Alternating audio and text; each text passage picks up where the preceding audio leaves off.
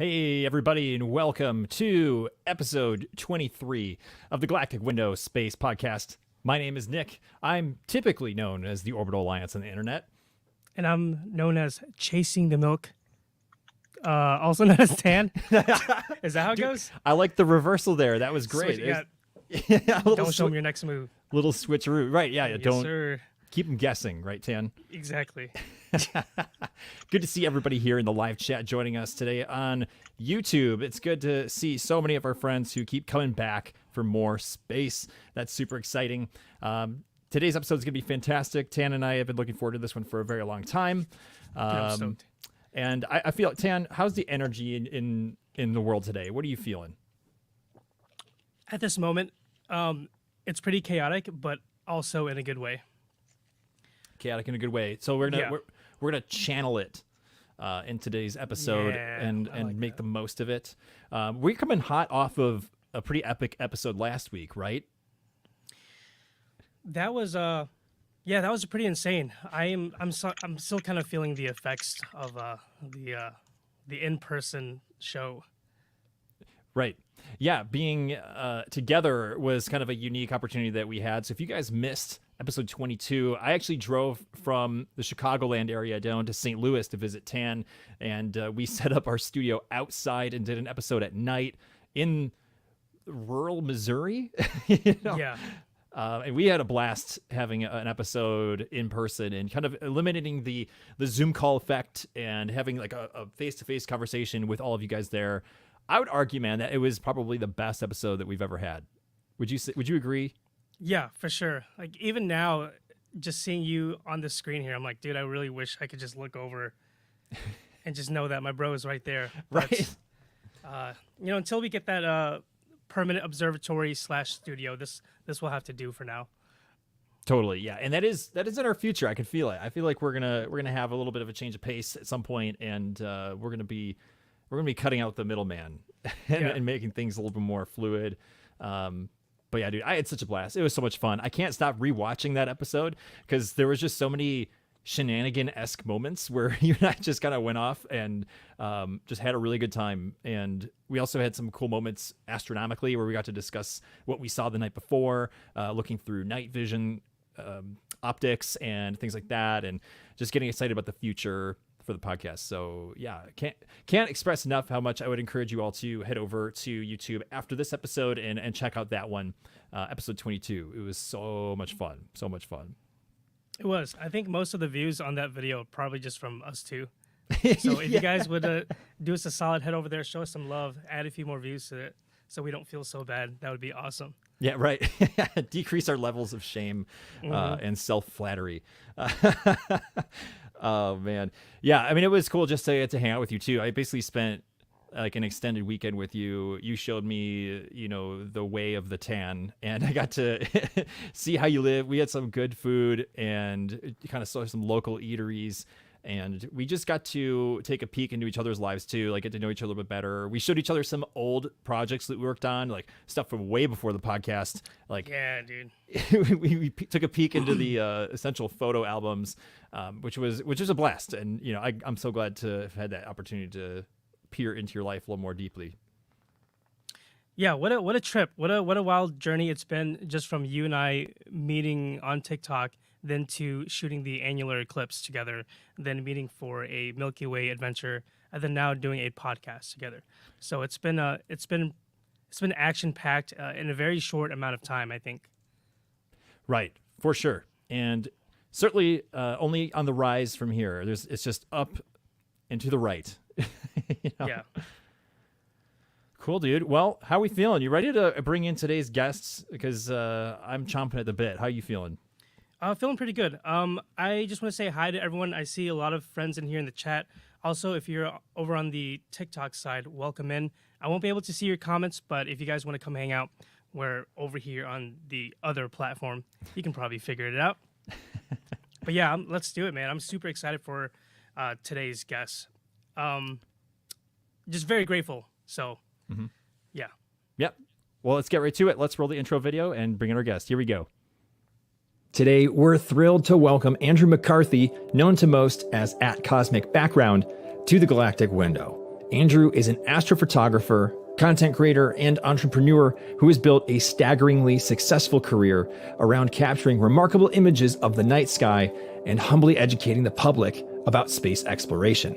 If you've navigated the internet at all in the past few years, it's likely that you've seen his work in your feed in some capacity. Andrew's ultra-creative method of processing space imagery has currently inspired a massive 1.6 million follower count on Instagram, with hundreds of thousands more across all other social media platforms. In 2022, even NASA used his lunar imagery on the launch site of the uncrewed Artemis 1 flight around the moon. Even more than his images, Andrew's humility and eagerness to teach people about the wonders of space is sure to inspire you today. Let's welcome Andrew McCarthy to the show.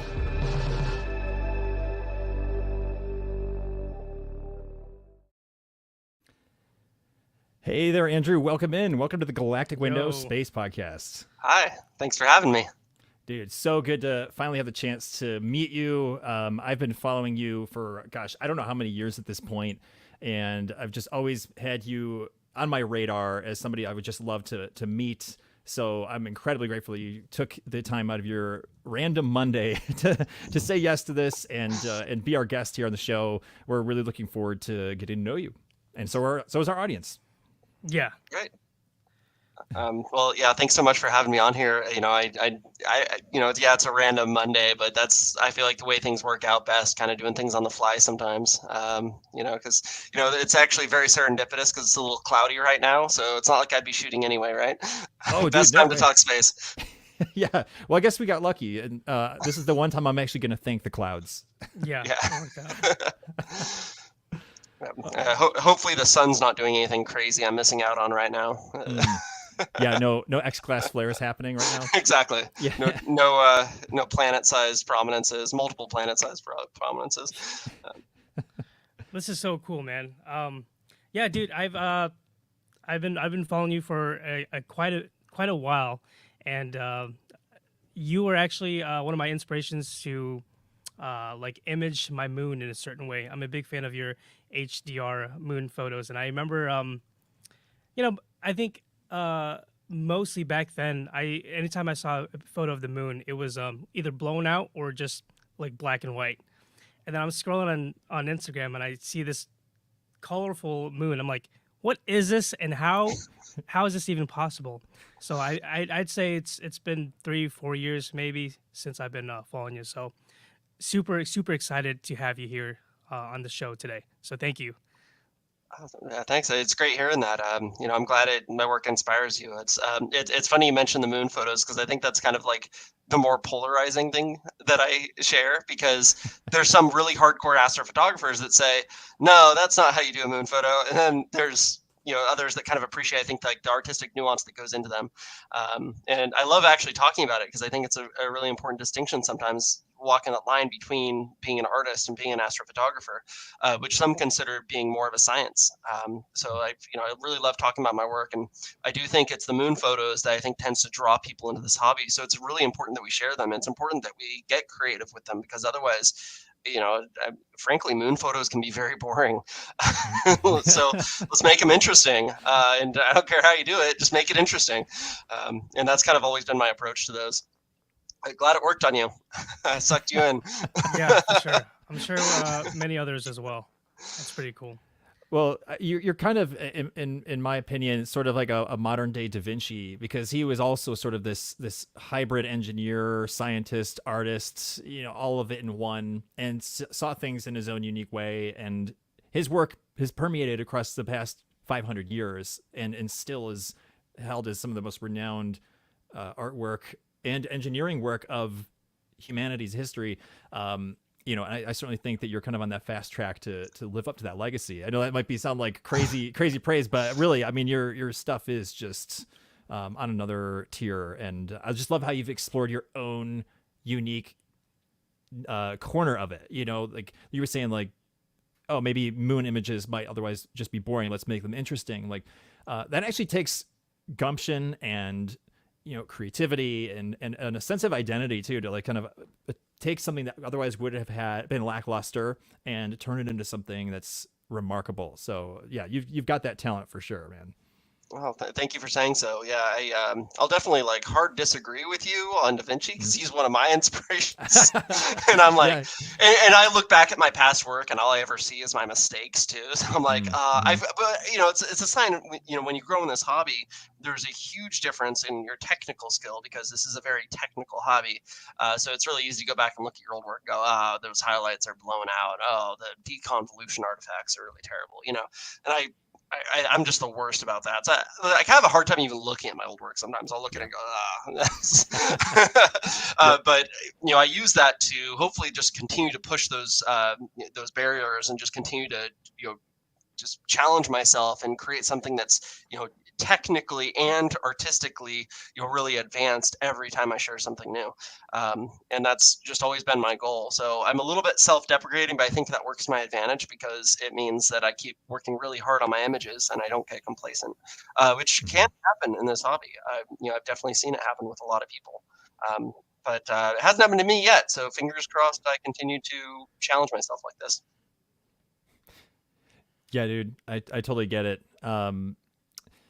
One of the things that I love about your work is that you, of course, take your own unique approach to it, but you go way out of your way to include as many people as possible in it, no matter who they are, whether they're into space or hardcore space nerds, whether they have different views about whether space exists or not or whatever. You always want to reach people wherever they're at. That spirit is something I think that's really special about how you handle your work. Can you speak a little bit to how you hold your work and how you share it with people?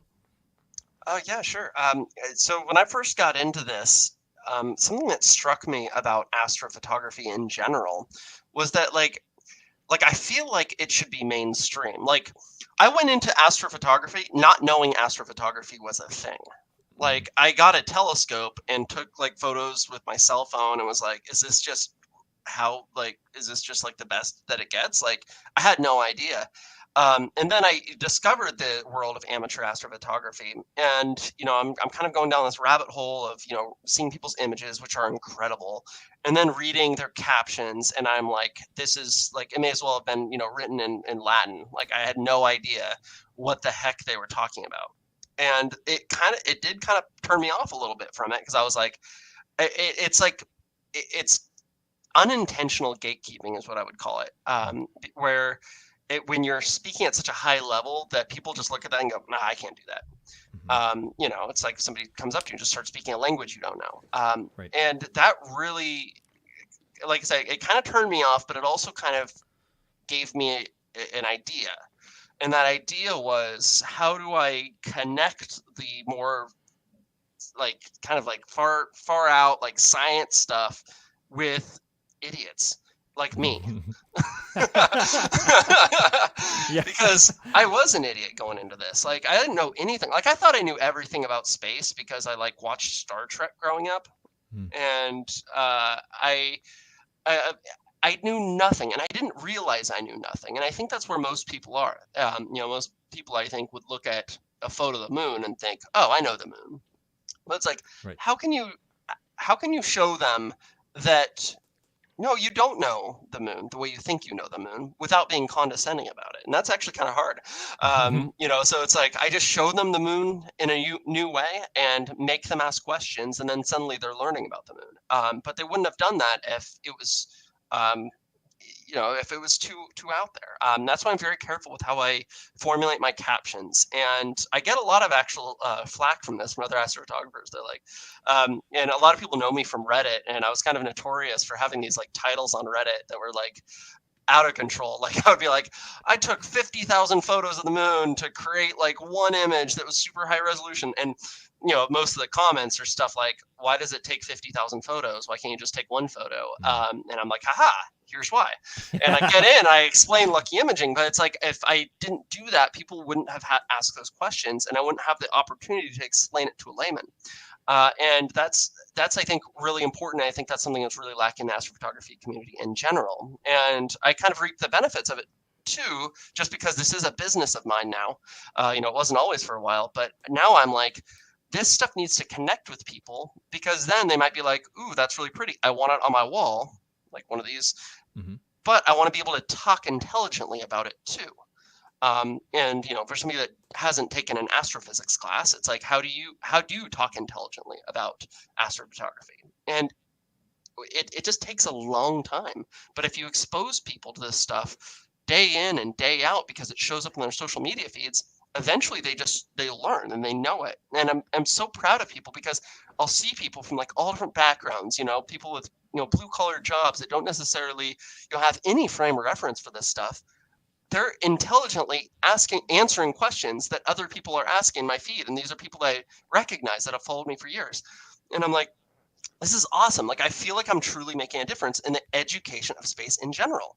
So yeah, it's like there's a lot of people that are like me. I was somewhat idiots when it comes to space, but it's like, over time, by just kind of luring people in with like these incredible images, you get people to just suddenly have this cool foundation, where at least they can build upon it.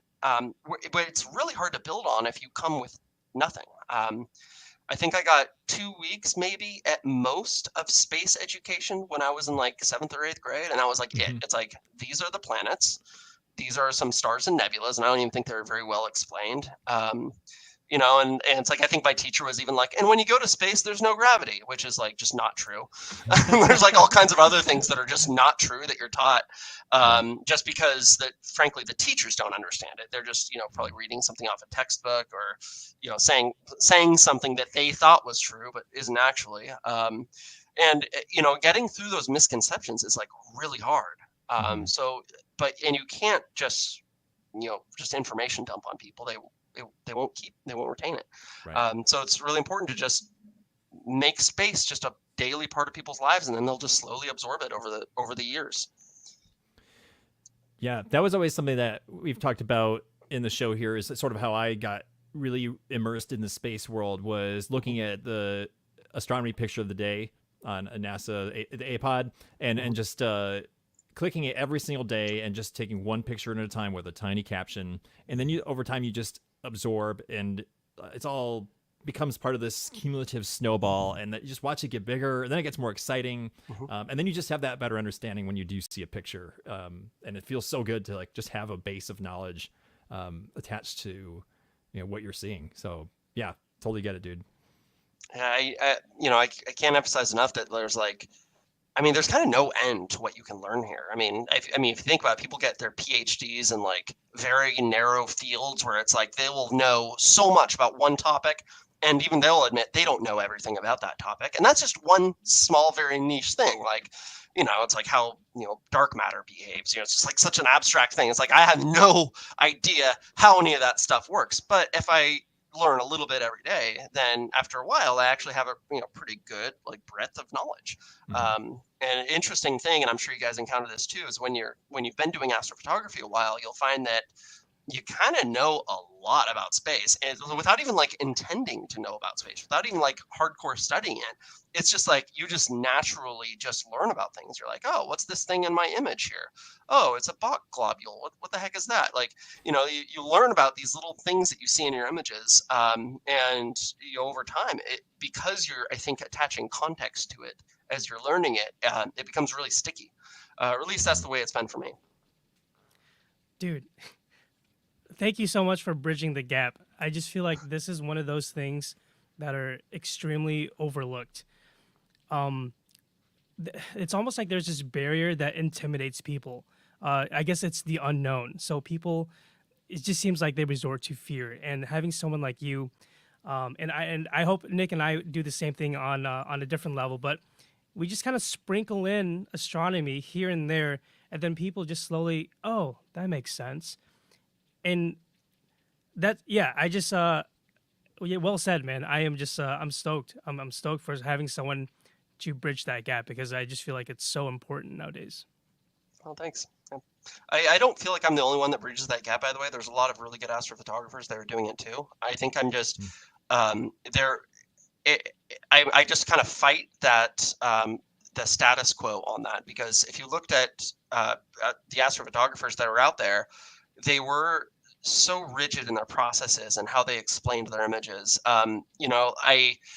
I actually stopped posting to there was an astrophotography subreddit, and I actually stopped posting there because I was like, this isn't doing anything to reach the community because it was literally I had to follow a certain set of guidelines when I shared my images, and it was describe exactly what it is and with that no like flair whatsoever. It's like, oh, it's Messier 33 or whatever whatever the object was, and then it's like, and your caption was literally only, this is exactly how I got the image and all the equipment I used. And it was just like, I love being able to just be like, oh yeah, I shot this with a 12-inch telescope over 30 hours.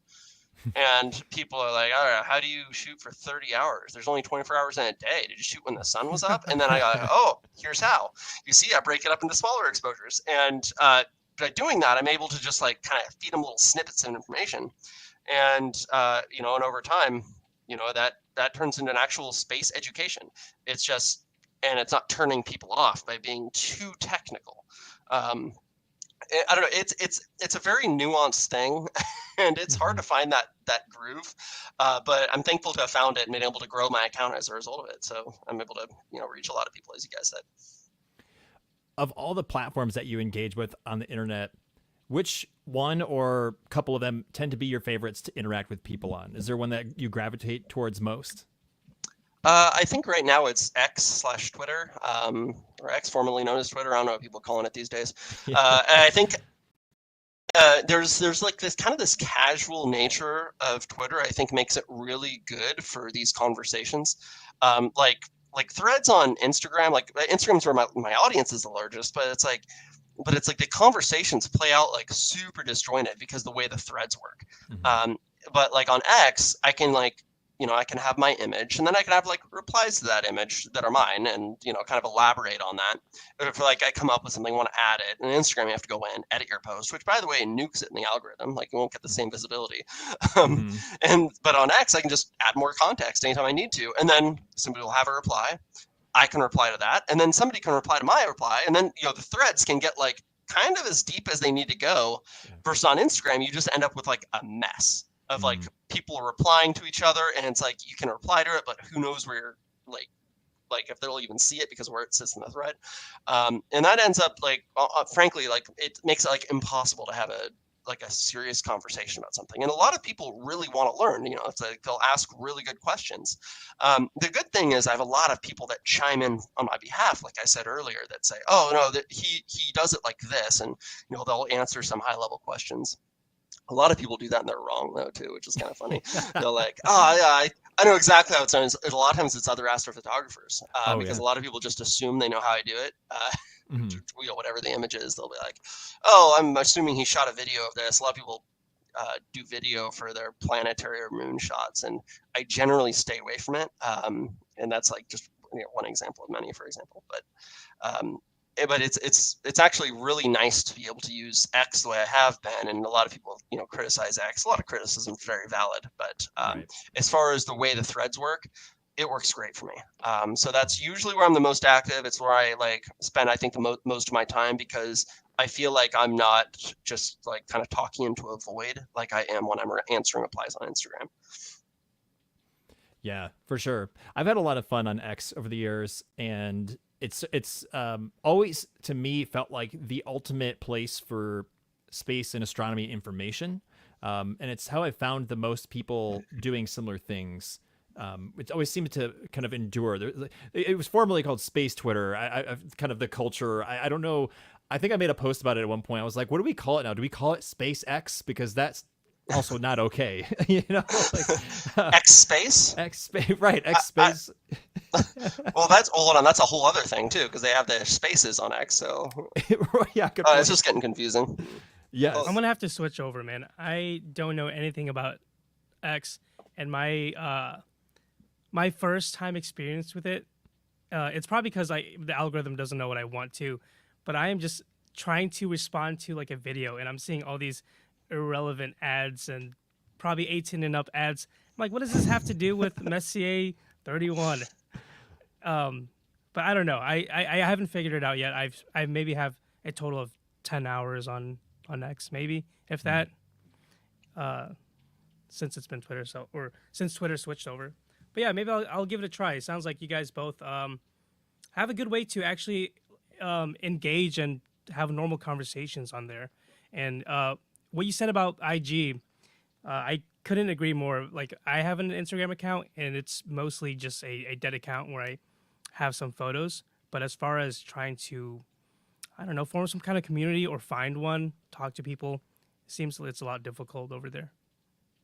Yeah, I do notice that with Instagram, basically, if you don't have something that goes viral, your account doesn't grow either. You really only reach your own followers, and not even all of them. You'll reach a small percentage of them, and which is frustrating. On X, there's like kind of a couple benefits to it in that regard too. One of them is just like the very nature of it, because the way the retweeting works, or reposting, whatever.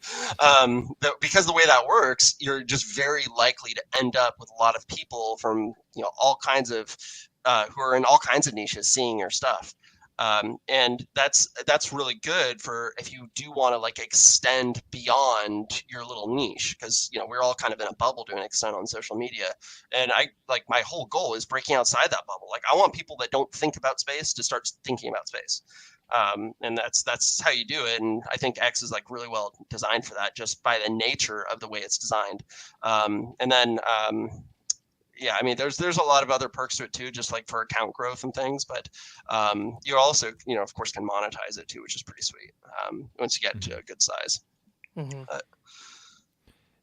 Do you recall one of the first times where you had a piece of content go viral on any platform? Like, what did that feel like? Do you remember one of the first moments? Yeah, sure. So I had a couple images go viral on Reddit. So I did something that was actually very similar to this thing behind me. See this long photo? It has the moon on one side, the sun on one side. Mm-hmm. When I first got my telescope and I was like, just barely knew what I was doing, I took photos of the planets and everything, and I kind of like arranged them in like this vertical, like little composition where it was like you had the moon and then you had the planets and you had the sun. The sun was like, just taken through a cheap Mylar filter. No, it wasn't very technically good at all. But I kind of put it together as this composition, and it was like on the top of Reddit all day. So I got like, it was like 100,000 likes or something. I was like, holy crap, like this is insane. Like how is this? I know it was like I was using a 10-inch Dobsonian telescope, and like I think I had a 224 MC camera on it. Mm-hmm. Astrophotographer nerds will know what I'm talking about. Not a very like advanced setup, and so my images just weren't very good, but I had all these people ask me how to get into astrophotography. I was like, I don't know. I'm like, I don't know what I'm doing. But then I kind of was analyzing the situation. I kind of figured out like, okay, this kind of took off.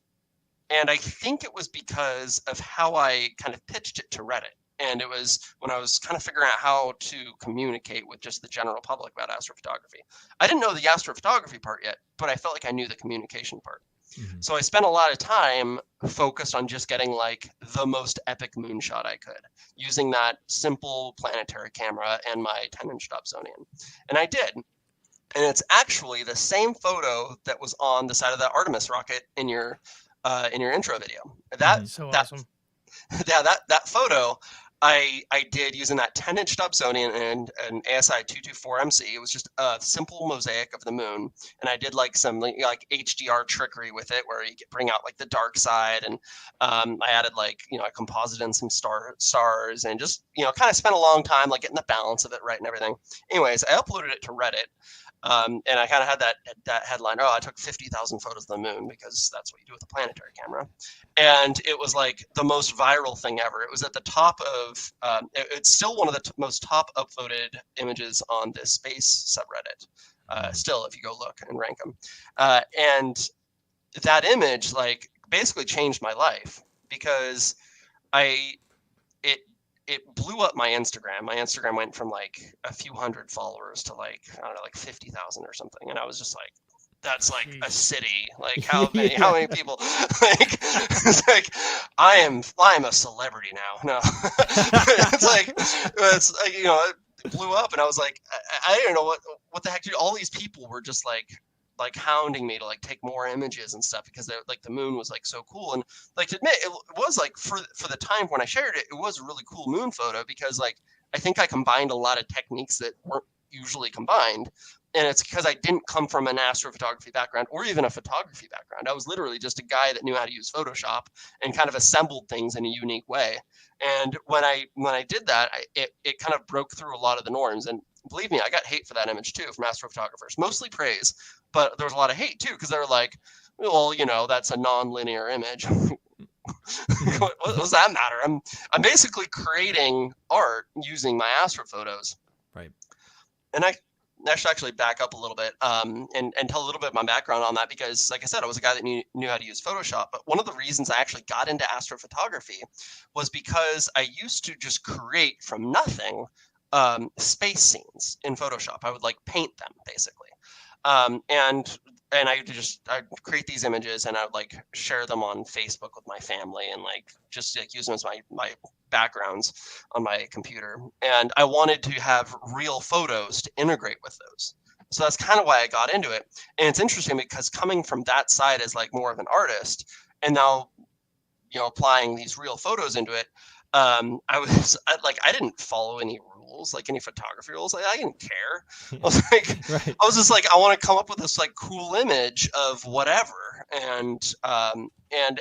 But because of that, because I wasn't following any rules, it was almost like I was creating I started my career by basically just doing whatever I wanted. And now I'm actually much more rigid in my processes because I know why those processes are there.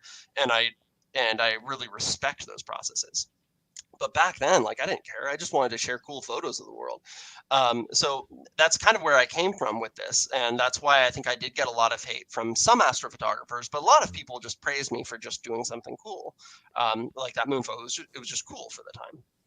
But yeah, it blew up and it was like in tons of like newspapers and stuff, like all over the world. Like people kept sending me like from all over the world, like, hey, look, you were in a newspaper in China. I was like, all right. What? And That's wild. it was pretty wild. And I've had a couple things kind of blow up since then, but that one felt like the craziest to me because I was just like at the time I was like working for a software company. Like I was kind of in this, like I'm not like, I don't have this like background in space whatsoever. Like I was a retail worker for forever. Like I'm pretty blue collar in my background, and so it's like having this attention on me, and all these people were like trying to interview me, like treating me like this expert in space. I'm like, I'm not. What? I'm not an expert at all. Like I don't know what you're talking about. But it gave me a lot of motivation to take this seriously because now I had this audience on my Instagram, and I was like, I should like learn I can't just be an imposter. Like I gotta like learn this stuff. So I spent a lot of time, just trying to like, be really dedicated, like learn like the proper way to do astrophotos. And that's because there aren't really shortcuts when it comes to taking good photos like nebulas and galaxies. Like you have to have the data or you're not going to get the photo. Or the moon, it's not hard to get a moon photo. Like it's hard to get a really, really good moon photo, but Right. just getting a moon photo, you can just basically with your cell phone now you can kind of get an okay one. But yeah, after that experience, it really kicked off this for me. Andrew, I'm really curious. Let's go back to that day where you submitted that post on Reddit, and then fast forward to your phone blowing up. Take me back to that mind, like your state of mind. Like, what was that like? Just getting a wall of praise and all kinds of stuff. Like, what was that? What was life like during that time? Well, I don't think life was particularly that different. I think it gave me a little bit of an ego at the time, which try not to. All I need to do is talk to my peers for a little bit, and I get humbled again because they're just like, yeah, your work sucks, man. But like back then, it was like it was hard because it kind of got out of hand because I wanted to do all these like interviews with people, like it's like all these news agencies were like reaching out to me. It's like, oh, we want to like interview you about how you got this shot and stuff. And it's like I got a little bit overwhelmed. I didn't quite know how to do it. People were telling me to like sell prints of it, and I frankly didn't know how to like set that up. And I ended up setting something up, and I made a little bit of money, which honestly felt like a lot at the time because I was like, basically living paycheck to paycheck with my career. So it was like, I was like, oh, I got like, like $1,000 in print sales. Like, that's like amazing. Like, I can, buy a new telescope. And I did. I just immediately invested that in like more equipment. I think it gave me a pretty big perspective shift, I think, on what I was capable of. Like, because a lot of people, I think, get stuck in a rut in their career, and they think this is who I am. I'm this guy that works 9 to 5, and I pay my bills on time, and I save for my one vacation a year or whatever. And this kind of showed me that there's a way to break out of that. And I didn't, at the time, I wasn't quite sure exactly how to do that, but like it wasn't too much longer after that I actually got laid off. It was right before the pandemic started, so I was kind of forced to figure it out. Where I was like, I wasn't really making good money, didn't have a ton of money saved up, and suddenly I was laid off, and this pandemic happened, and like, yeah, I could have like collected unemployment or whatever, but that's never been like, I've always felt really weird about that. Yeah, makes sense.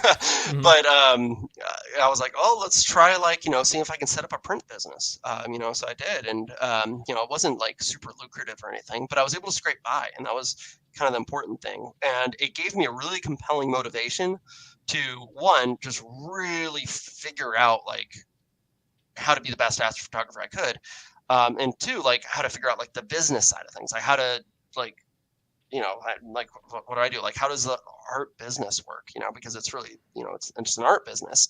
And I had a lot of, great support from peers on that helped guide me through it, both on both sides, both on the business side and on the, just like the technical side of being an astrophotographer.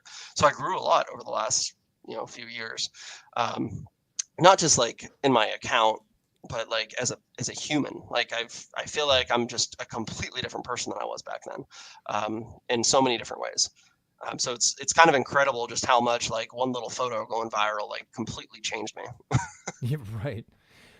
When it comes to the business side of things, like essentially becoming a startup, an art startup, and not having much experience in there, like what was one of the big challenges that you learned to overcome? Maybe like a specific thing that you were like, I never thought I would ever be doing this, but I now have kind of dialed that in, and I've learned. Maybe a mentor like taught you how to get through it. Like what's something along those lines that was challenging for you that you've now adopted as part of your routine, or that helped get you to where you are right now?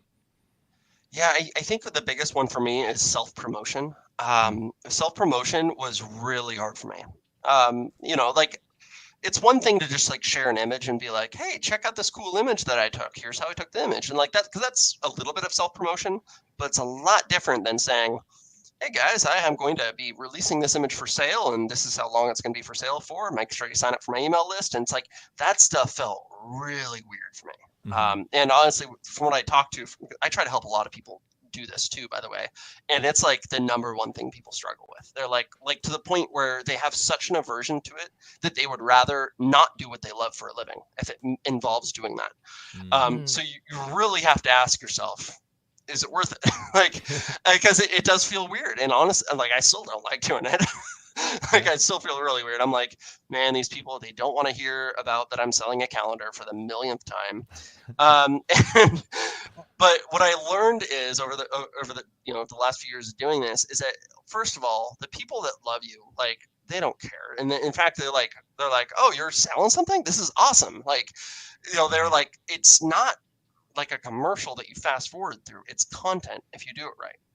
And content is just content. It's good. It's good to have more content, even if that content does have like a transaction associated with it or like a call to action. So that's, I think, definitely the hardest part for me, was figuring that out. Like I said, I still feel weird about doing it, but I'm much more consistent doing it. And as a result, my business has been able to, pay my bills. I'm not like worried about like, losing my house or, there's really good benefits to it. So, so it's worth it for sure. But yeah, I think that's the biggest thing for sure. Dude, that's awesome. While we're on this topic of promotion, what kind of stuff do you have for sale right now? You mentioned calendars. I'm assuming some prints.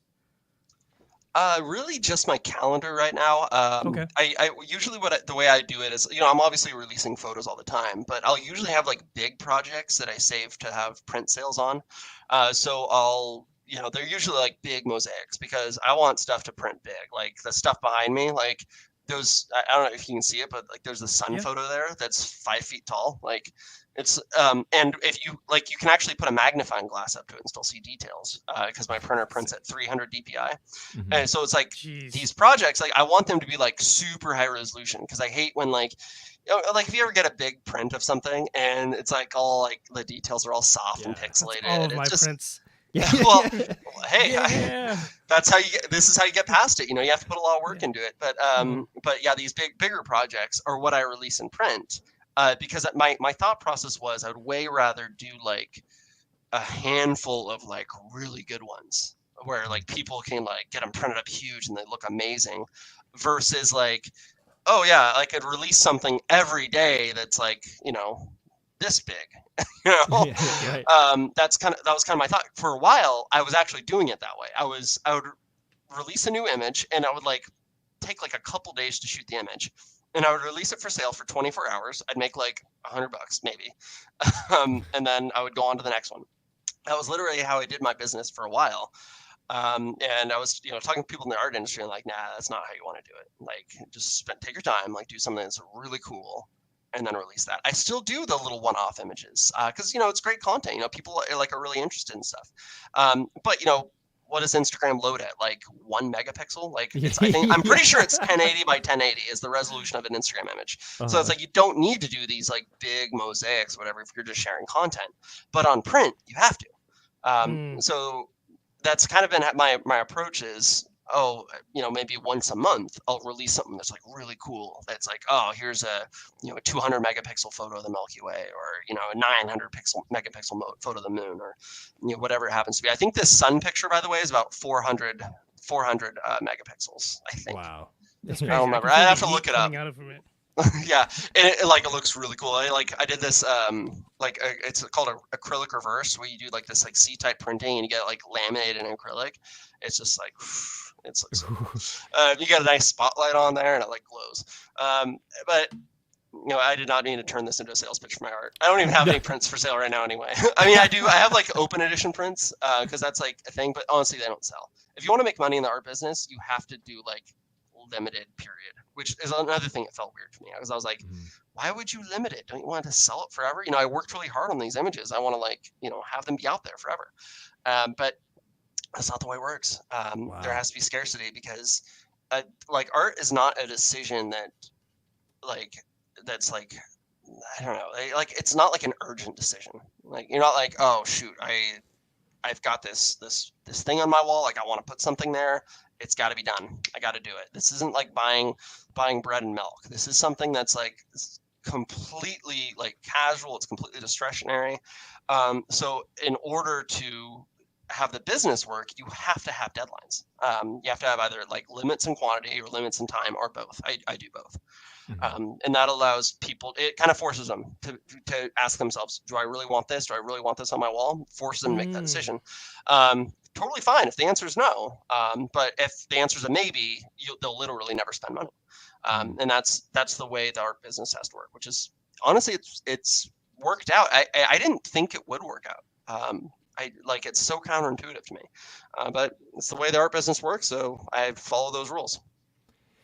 One of the things that I've always struggled with when trying to do prints of my photography is determining what medium to print to, and what format. Maybe landscape, vertical, doing it in multiple pieces, but also like there you could do it on paper and canvas, glass, metal. Like how did you educate yourself about what were the best ways to print?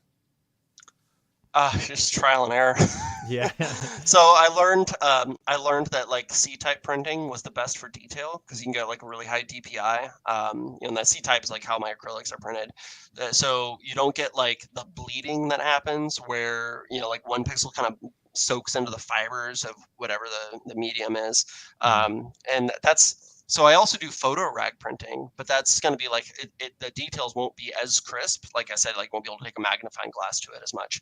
But that's like a really nice way of printing. A G clay on photo rag paper is like basically like the standard in art. So really, I wouldn't say there's wrong answers as long as you are using something that's like archival quality. But there's some materials that like lend themselves to the content, so you can see like, does your content look better on, do you want to prioritize the detail? Do you want to prioritize the contrast? Then you want to go with something that's, maybe a little glossier, something that's more like a C type. And if you have something where maybe the details aren't going to look as great up close because maybe you're pushing the print size a little too large, and maybe there's not as much contrast in the image, then going with a rag paper is great. It'll look really great. And that's kind of the way I approach it, though. Do you feel like there's a particular medium that people purchase more than others? Well, they don't get the choice. Yeah. So I make the choice for them, because most people they're going to be like you, right? Like they're not going to know like how it's going to look fast, and you don't want people to be frozen in indecision where they go, well, I didn't know what paper to get it on, so I didn't buy it. You're like, look, I did the research for you. I already did it. Like it's done. I'm presenting this work in C type, and sometimes people push back on that. I've had plenty of people say, I really wish you'd go back to the photo rag when I've been selling things on C type, or the other way around too. And all I can usually tell them is, look, like I kind of decide these things based on a lot of factors, like the size of the print. Like if I'm doing a large unframed print because I want people to be able to, go frame it themselves or whatever, then it basically has to be on rag paper, because C-type paper will sag, and you don't want prints to sag. There's ways to mount them better and stuff like that, but it's, there's a lot of little decisions that go into it that factor in, and if a customer doesn't understand that decision, then that's okay. I mean, and honestly, they give me a lot of great feedback too. A lot of people are in the art business, and they'll be like, "Hey, by the way, I found it works better if you do it like this," and I'm like, I'll test that, and I do test it. All the stuff behind me are tests, by the way. Okay. It's not like I go, I want to like print my own work. It's I need to test it. I need to see how it looks. There's nothing wrong with printing your own work either. You can be proud of your stuff. I know. Yeah. So first of all, yes, always get your own work in print, because it makes it real. Like I'll tell everybody this, all my astrophotographer friends. I'm like, dude, just get your work in print, like just once, like an image that you worked really hard on, get it in print, put it on your wall. It just makes you feel so much different about it. And I love seeing my work in print. I just feel like super vain that like there's all my work is like all behind me. There's actually, I think, one thing from another artist there. Actually, no, I moved over here. My friend Bray Falls, you guys might know who that is. Yeah. I got one of his prints right here, and I got some painters as well. I get some of their work here. Lacey Brock, I don't know if you know what that is. She painted this. This is actually the original I bought from her. It's ducks in the meteor. You might have seen there's like this kind of viral video of that. But I love this so much. It's right next to my right next to my desk here, and it inspires me. So it's not just my work, but yes, print your own work. Definitely print your own work. Dude, I just feel weird that my work's everywhere, but whatever. No, you're proud of it, man. That's cool. At least they're not just photos of you, just like you shirtless everywhere. Just like... yeah. I've got, I have my selfie as my phone wallpaper. Me too, bro. I'm just kidding. It's pillars of creation. I felt like I had to. Love it. Classic. You can really see that. Yeah. The OG. I think next thing you're gonna tell us is that you're like Steve-O, and he's got that tattoo of himself on his own back. It's oh man, that's nowhere near his worst tattoo either. Right. Good point. That was so cool though. And for everyone listening, you basically just got a whole masterclass on the art side of astrophotography. And I would argue that you could implement some of the nugs that you had in there to other, like selling anything. I kind of want to just really quick go back to the idea of having a certain window to sell something. And because when you told me that, I was literally thinking in my head, and it got me back to thinking of any time I saw something that was on sale that I wanted, it was like, oh, maybe I'll wait till next check, or maybe I'll wait till next time to get it. But if something's on sale and you only have 6 days to get it, or a month, you're going to be more prone to purchasing that. And I think that's such a big nug, man. And I hope everyone who listens, like I'm probably gonna sell something now. Maybe in the next 10 minutes, that's all you have. But the urgency, it builds that urgency. And I really appreciate you sharing that, man. Like everything you said about just even all the work that goes into your prints. I am pretty surface level. Like if I were to sell a print, I would just go to like a local place and say, hey, I want this and I want it to look like one of these here. And then just having you explain all the different levels of it, it just goes to show that you really know what you're doing, and it's awesome that you're doing it. And it makes sense why you're doing it for a living.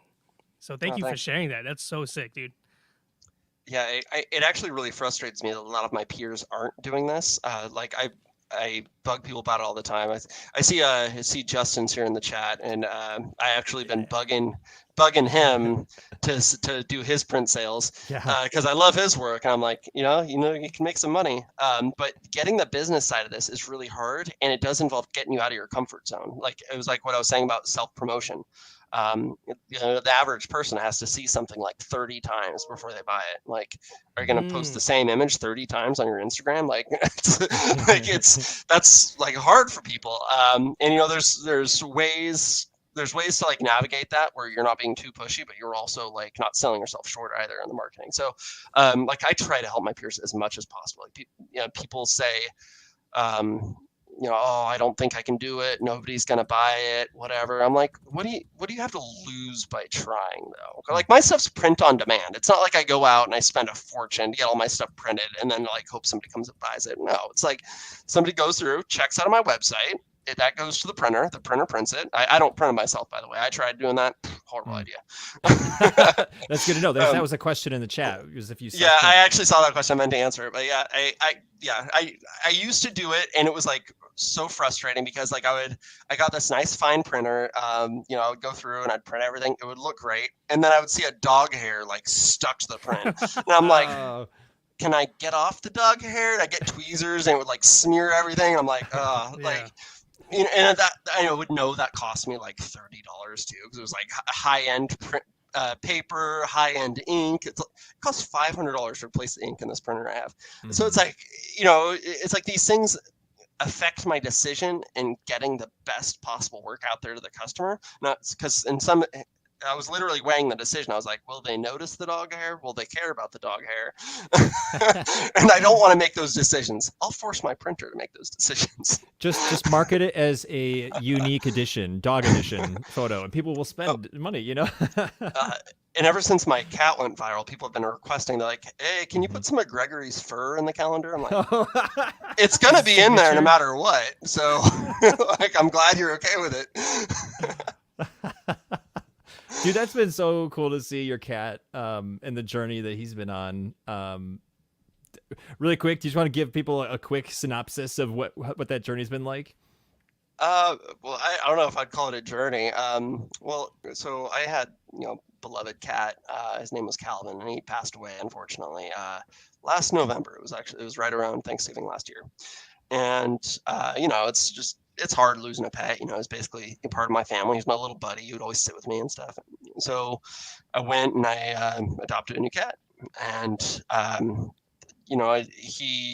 the cat was like the oldest one at the shelter, had been there the longest, and he looked like miserable. He had like the saddest eyes. I mean, there's a reason it went viral. People saw his eyes and were like, oh my God. Like, yeah, it was heartbreaking.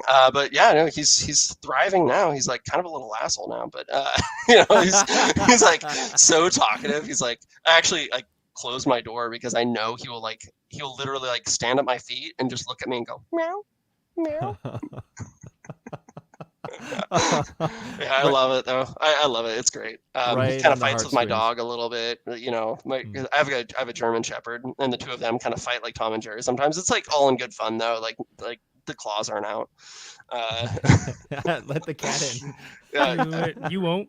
So I know exactly the situation outside that door right now. The dog is guarding the door, and the cat wants to get past the dog. But Bailey is like, no, he's busy. You can't come in, Gregory. Just like so. Does he have They just wanna sunglasses listen and to the an podcast. earpiece on? Yeah, he's like the bouncer. So when that happens, usually the cat just like goes and like hides under a bed or something. But yeah, he's a good cat though. He's great. Watches TV with me and stuff, and sleeps on my face like all good cats do. Yeah, the sign of true buy-in with any cat. Yeah. Do they cover your head when you sleep? Yeah, exactly. Like I'll literally smell his butt like while I'm sleeping. I'll be like, Yeah. oh, this is not great. Yeah. My dog is the same way. I can relate hardcore. Why did they do that? Yeah, it's like he'll like lift his tail too, so he's like, enjoy it, bask in it. Yeah, dude. Oh, we love them too. We love them all at the same time. It's funny that they do that. Like, imagine if humans would just, I don't know, just put their ass in your face. I don't know. It's just it's such a weird thing that they do, but we appreciate them. I mean, really silent right now. I'm like, what dogs do is almost worse though. They just like jam their nose right into your butt. Like that's a little weird. Imagine if humans did that. And they're like, Yeah, right. Like, nice to meet you. Yeah. What a life this would be. I mean, either humanity would be way more humble or way more invasive. It's one of the two. I don't know, but I'm kind of glad we're not finding out the hard way. we would all have a tighter bond, maybe. I don't know. Yeah. like how do you have an argument with somebody after that? And you're like, I know what your butt smells like. Like I.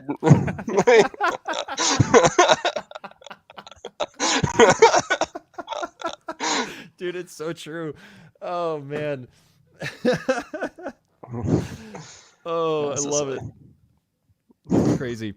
Oh gosh, you guys, everybody who's tuning in with us, thank you so much for hanging out in the chat. We got a really great crowd of our friends and folks on the internet who are tuning in to see our conversation here with Andrew. So be sure to say hello in the live chat on YouTube and let us know maybe where you're viewing from or something about space that you're excited about right now. We would love to hear from you guys. Yeah, it's just great to have a gang in the house. Yep. And just a quick shout out to the people over TikTok. If you guys are watching this, thank you for being here. I can't see your comments, so if you guys want to come hang out on the other platform, you can probably figure that out.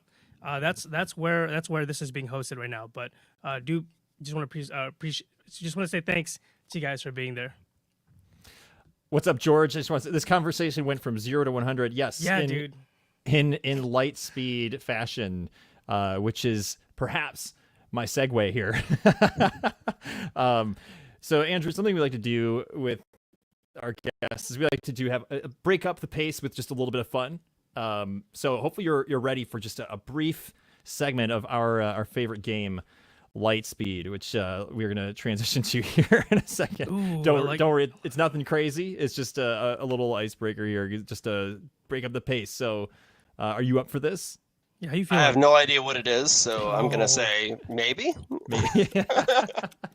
So how this goes is we just like to do a little bit of this or that, and it's nothing that should be overthought or taken too seriously. We'll give you a bunch of questions like Pepsi or Coke, and you might say Coke.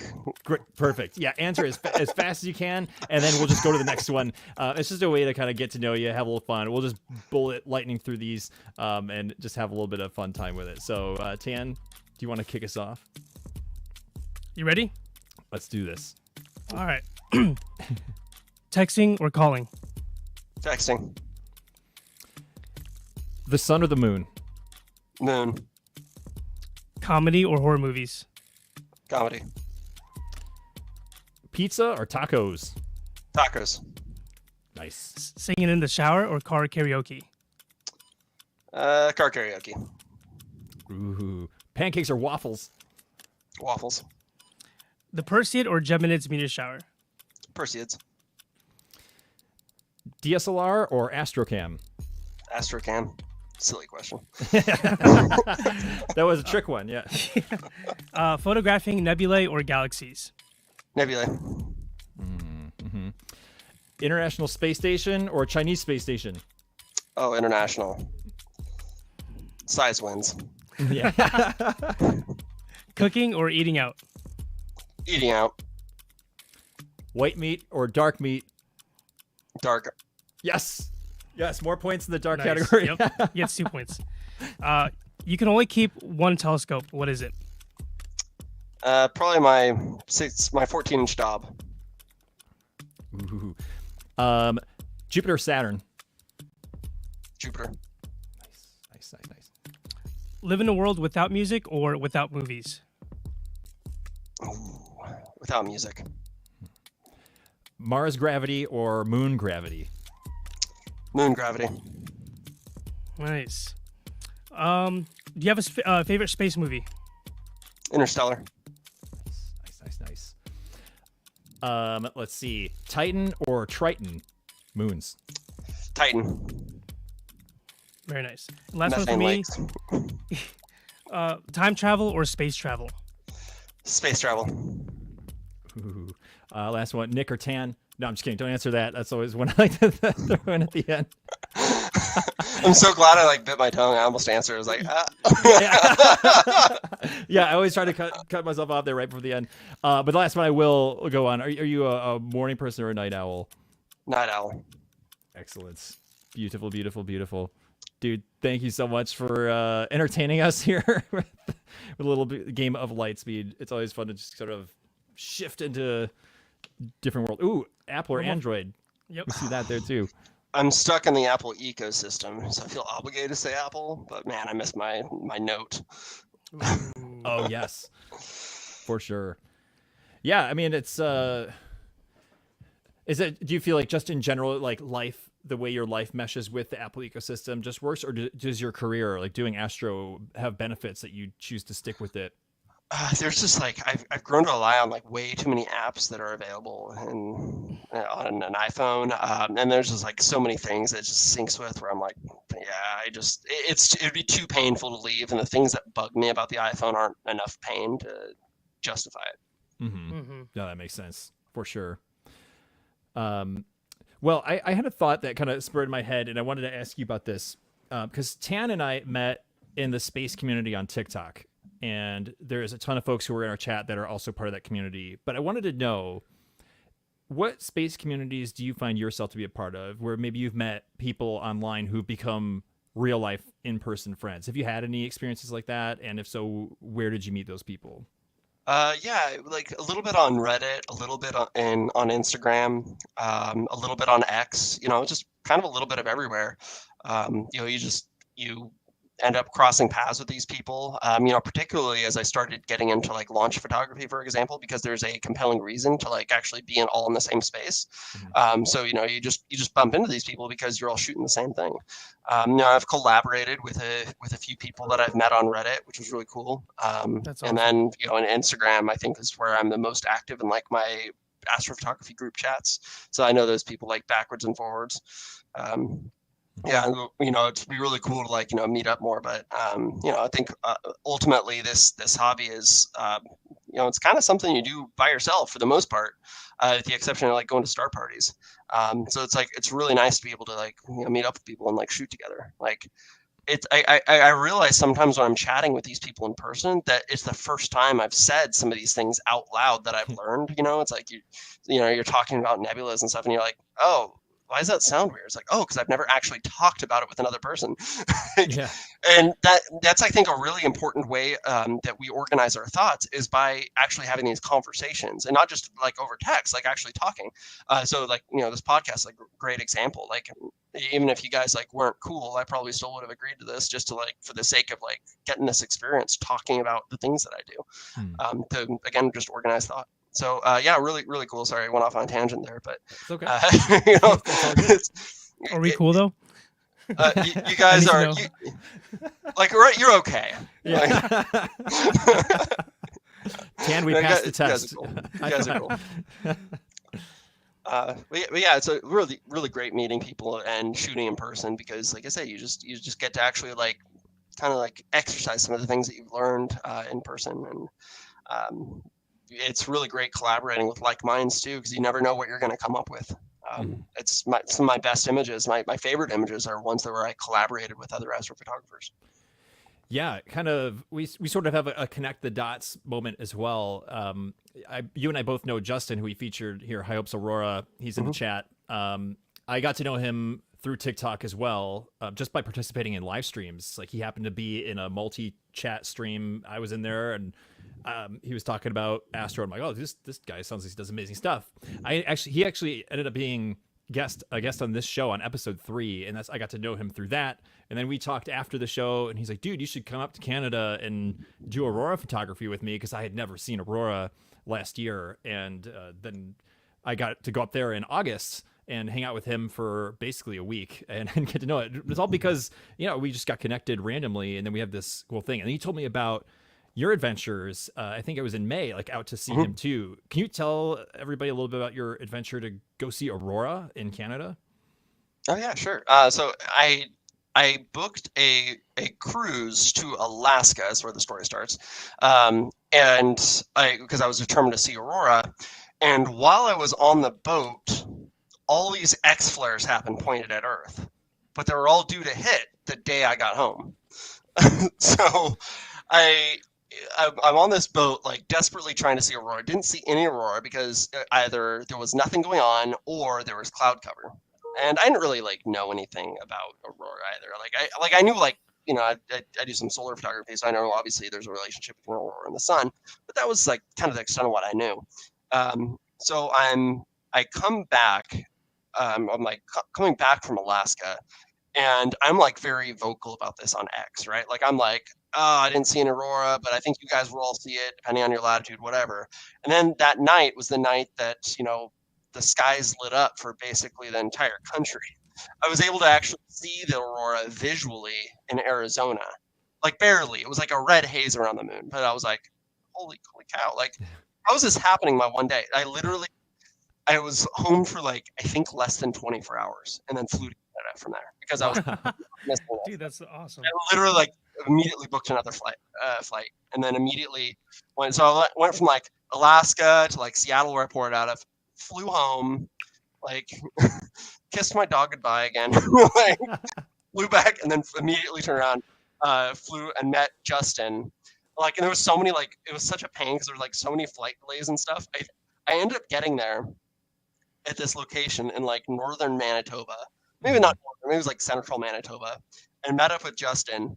It was the exact moment the skies were blowing up. We had that corona, it was incredible. I'm walking out to this field and I have my cameras, my tripods and stuff under my arm, and I can see the aurora over my head. I'm like, this is so cool. And then I'm walking because I want to meet Justin, and as I'm walking, suddenly I can see the ground light up, and it lit up green, and I'm looking overhead. I'm like, oh my God, everything was just blowing up over my head. So I immediately threw my tripods on the ground, except for one of them, and set up my camera really quickly, and I just start firing off shots. Did not adjust settings whatsoever, nothing. There was zero time. And while I'm doing that, and then it fades, and then Justin finds me. He's like, hey, are you Andrew? I was like, what's up? And that was still I think that was the only time I actually really saw it pop off like that. We definitely saw the aurora popping off. Justin can actually probably speak to this better than I can, but that was, I think, the best photos that I got were in that moment where I wasn't dialed in on my gear or anything. It was just the aurora was just so bright over my head.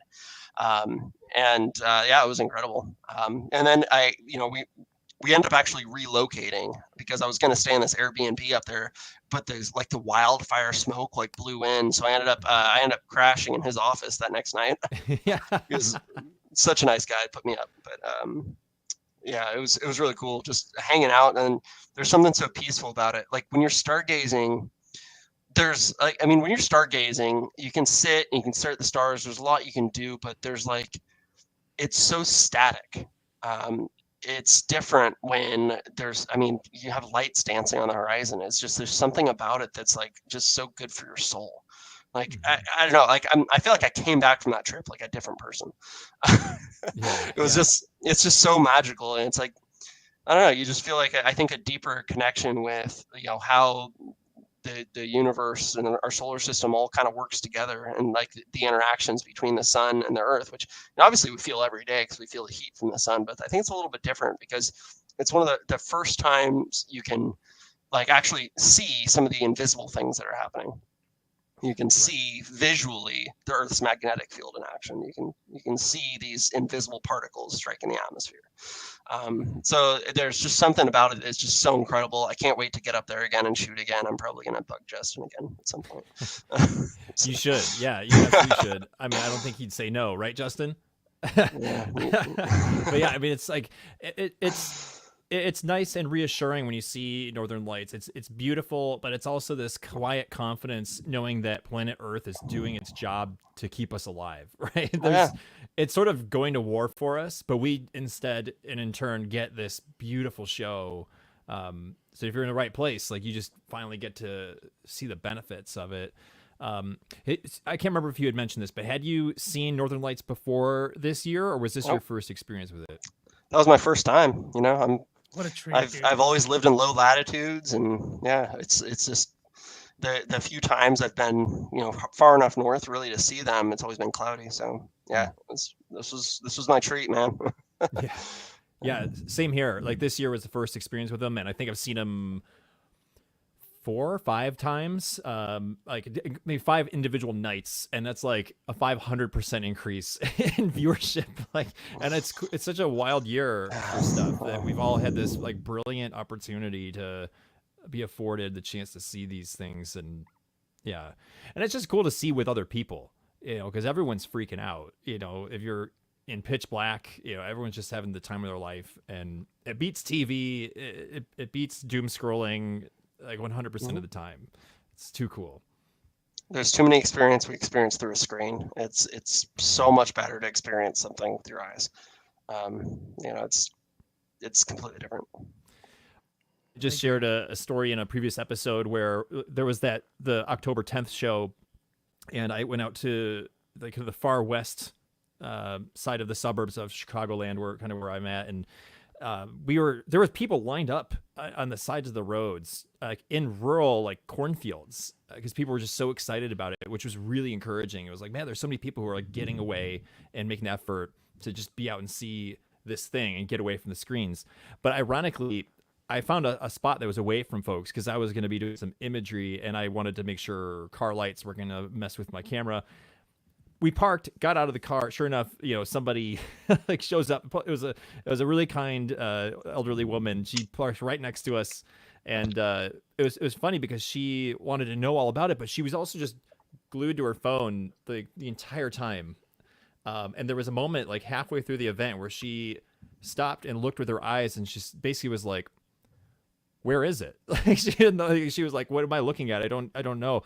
I'm like, yeah, see, like that's the thing, is like it's about seeing it with your eyes and removing this block that we have. Even though you can see it better with your phone, like experience it with the oculars, and see it as the human being that you are. It was a really contrasted moment for me, but that's all that to say, I couldn't agree more. Like getting out, removing the videos, removing the photos, and seeing with your eyes is the best way to experience space.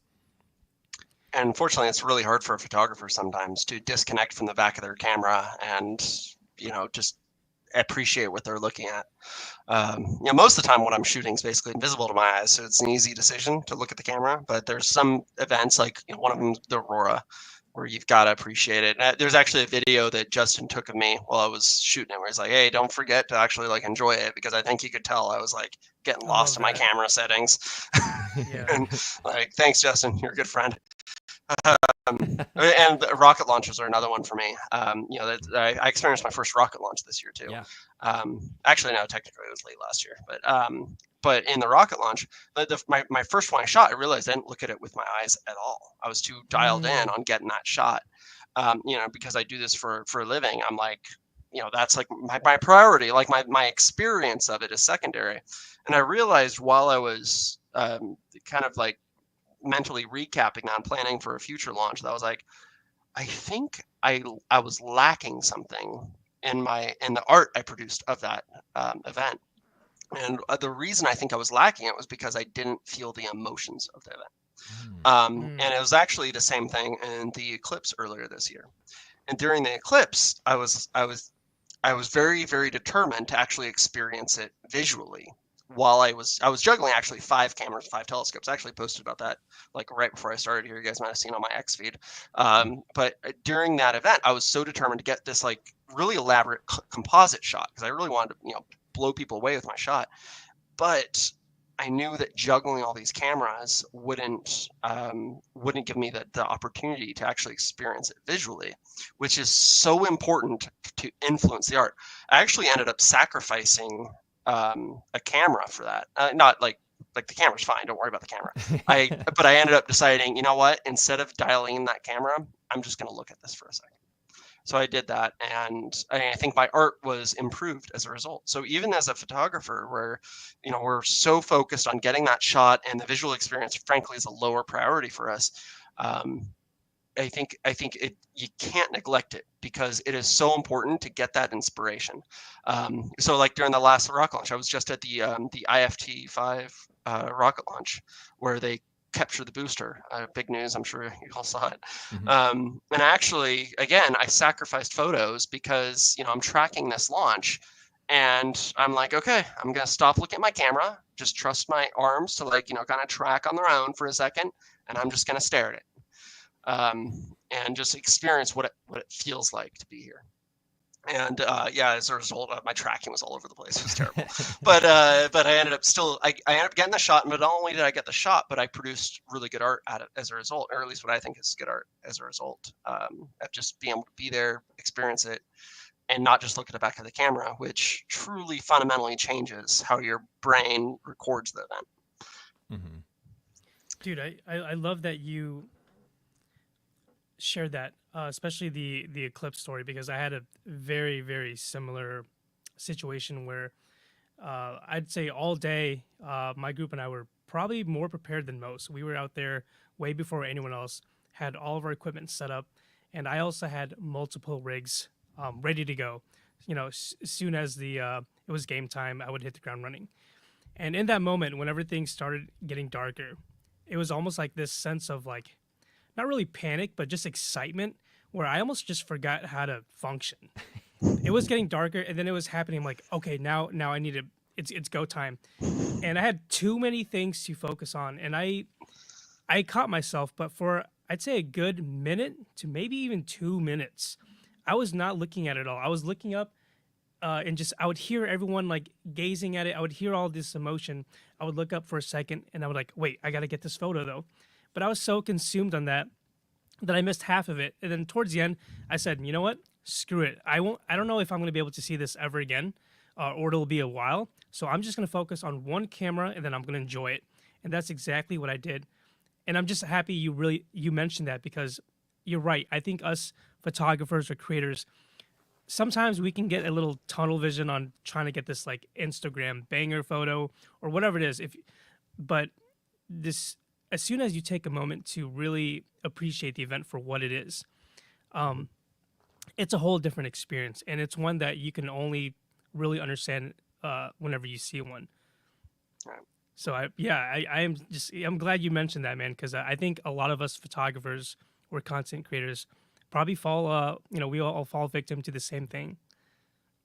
Yeah, I mean, it's hard because you're so dedicated. It's like. I'm so fixated on getting the shot that I just forget. I forget what's really important, and what's important is like these memories that we're making. But yeah, you're right. It's like, who knows the next time you're gonna see an eclipse? Like I do plan on traveling internationally for the next couple of them, but you can have clouds. Like there's things that are out of your control. So you'll. I don't think you will have regrets if your shot's not perfect. You will have regrets if you completely missed it. For sure. Dude, yeah, that reminds me. Yeah, like, well said. I wanted to ask a little bit about that. I have a question after this story, but my camera on my 600 millimeter didn't record my images during totality in April, which was a huge bummer. But it was a technical issue between the lens and the camera body. But I was glad that I did stop to look up, and I was like, I would have been, to your point, incredibly like totally thrown off and in total dismay if it had been the other way around, where I just got, brilliant images, but I didn't see it. I think I would be really upset. So it proves the point for sure. But I wanted to ask you, like, can you tell us about a time where you were attempting an image, you felt like everything was going right, but something just went completely wrong? Like, do you have a moment where you just totally botched something? I think we all have had those moments as astrophotographers, but I was curious if you had any of those stories. Yeah, I think it happens a lot with space station transits. Yep. So I try to shoot those a lot. And I don't, obviously when I fail, I don't share it. Mm-hmm. And so it's like people are seeing my successes. They're like, oh, this guy just nails all the shots. And it's like, no, you're seeing like 1% of like the effort. Like, Mm-hmm. I've had everything possible could go wrong with International Space Station transits, where I've had laptops die, I've had telescopes die, I've had batteries die, I've had telescopes just slip focus last second, I've had the alignment screw up, I've had the telescope boosted, or not the telescope, sorry, the ISS boosted, and then it ended up, the telemetry changed. Yeah. And like, and they're frustrating because when you think you're dialed in when all your equipment's working and you're all dialed in, you're just like waiting for it. You're like, it's gonna come, it's gonna come. You start recording frames, and you're like, it's gonna come, it's gonna come. It's just a little late. It's just a little late. And then, like a minute or two goes by, and you're like, I missed it. Yeah. And then the drive home, because I always drive like a couple hours to go shoot these. Right. The drive home is like always just so sad. It's like, Clenching the steering wheel. I spend an hour like loading my gear back into my car, which, by the way, I bring like 3 telescopes to these things because too many times I've had equipment fail to where I'm like, nope, I'm doing redundancy. Like I have multiple astrocams going. Like if I'm going to make the effort, drive out there to do this, I'm going to nail it. And, just too often it just doesn't work out. Or you like the most depressing ones for me are the ones where you just see it at the edge of your frame. Because it's not enough to share with the world because, it's just a stupid edge.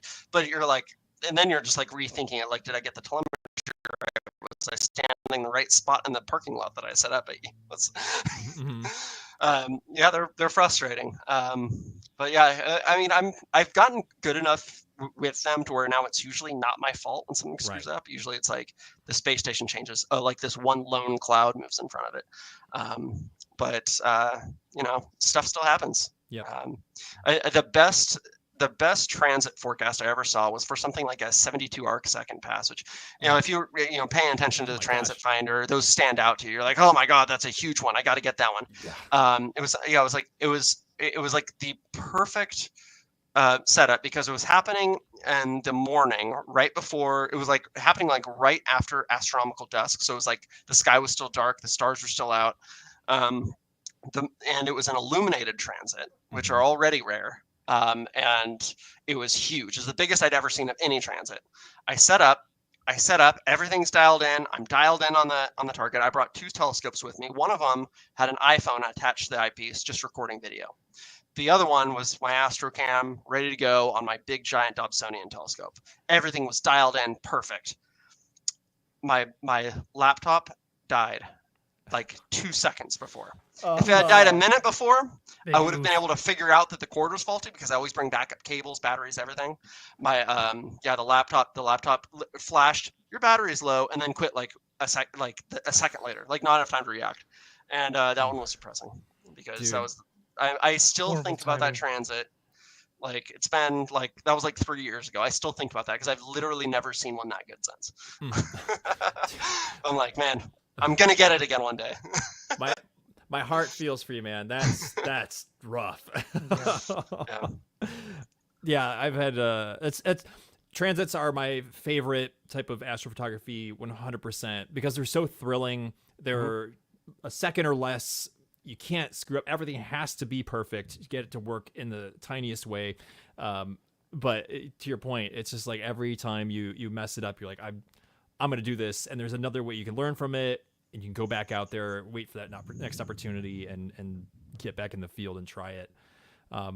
What are some of the wackiest places you've gone or been in and chosen to be in to get a photo? Man, I have been in some sketchy places. One of the last ones I did, so I live in a pretty remote area. I'm not going to dox myself and tell you exactly where, but basically I'm just like in the middle of the Sonoran Desert. So if I drive for like, any direction, it's just desert. So a lot of times these Nice. transits will just be on like these like random areas. Like I'll see the path and it's cutting through like no civilization whatsoever. So in order to get to it, I have to like, drive on the highway for a while, then cut down this dirt road and then drive. And then, like if it's at night, it is super sketchy. I'll hear like the coyotes like howling and stuff. And it usually like stinks. Like there's like if you're ever like in the side of the road and like the middle of nowhere, there's like always like dead animals on the side of the road because people just like tear through there, and there's just animals crisscrossing, so they just get nailed. So I would like, and there'd be like just bugs everywhere. There's a lot of mosquitoes out here, so you're just getting eaten alive by mosquitoes, smelling stinky things. Well, you hear coyotes howling, and you're like hunched over your equipment, and then depending on the time of year here in the desert, it's either freezing or roasting. There's like no in between. So the worst are the solar transits though out here. Like, because in order for a solar transit to happen and have the space station be large enough for it to look good, it has to happen in the summer. The winter ones, the sun's lower on the horizon, so the space station's like, like 45 arc seconds wide or whatever. It's just not as good. But middle of summer, you get the nice big ones where it's like, 60, 70 arc seconds. But it's like, I'm in Arizona, man. It's like 115 degrees. So, be out here and just getting my equipment to work right is like a nightmare. And like getting my like Dobsonian, it will have like these nasty tube currents because I would like, throw a solar filter on it, but still it heats up. It gets so hot, I can't handle it. I have to wear gloves when I handle it. Wow. Yeah. And your focus changes quickly too. Like your focus is like, you can watch your focus change because of how fast the mirror's heating up. And the tubes expanding and everything. But man, those are rough. There's a reason I don't share many solar transits because honestly, most of them fail. Most of them are actually just out of focus, which is really depressing. Because I'll nail the focus, and like within like the 10 seconds of me adjusting the focus, the transit happens, it's already out of focus. It's just crazy, guys, just because of how hot everything is. It's frustrating. No kidding, dude. Jeez. Yeah, not to mention just being hot in the middle of the desert, like, and for a while I was driving this like old beat up like F-150, and it would just always have problems. Like I actually posted about this on X, and we might remember I actually blew like 3 tires in a row driving back and forth to solar transits. Oh, like every single one of them, I blew a tire on. The first 2 of them, I blew a tire on the way there, so I'd missed the transit. And then like the third one, I got the transit and blew a tire on the way back. Oh man. Like, and then after that, I didn't wait for the 4th one to go. I just bought 4 like all new tires. Jeez. Yeah. It was like you were like the universe was like, bro, you're not gonna get this shot. You're not. You're just ready to like pick a fight. The one I got like wasn't even that good, dude. It was just like a little bit out of focus. I was like, this wasn't even worth it.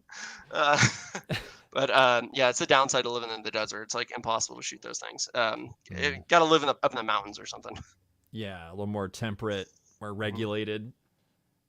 I've only photographed 2 transits. And yeah, I don't know. It's such a weird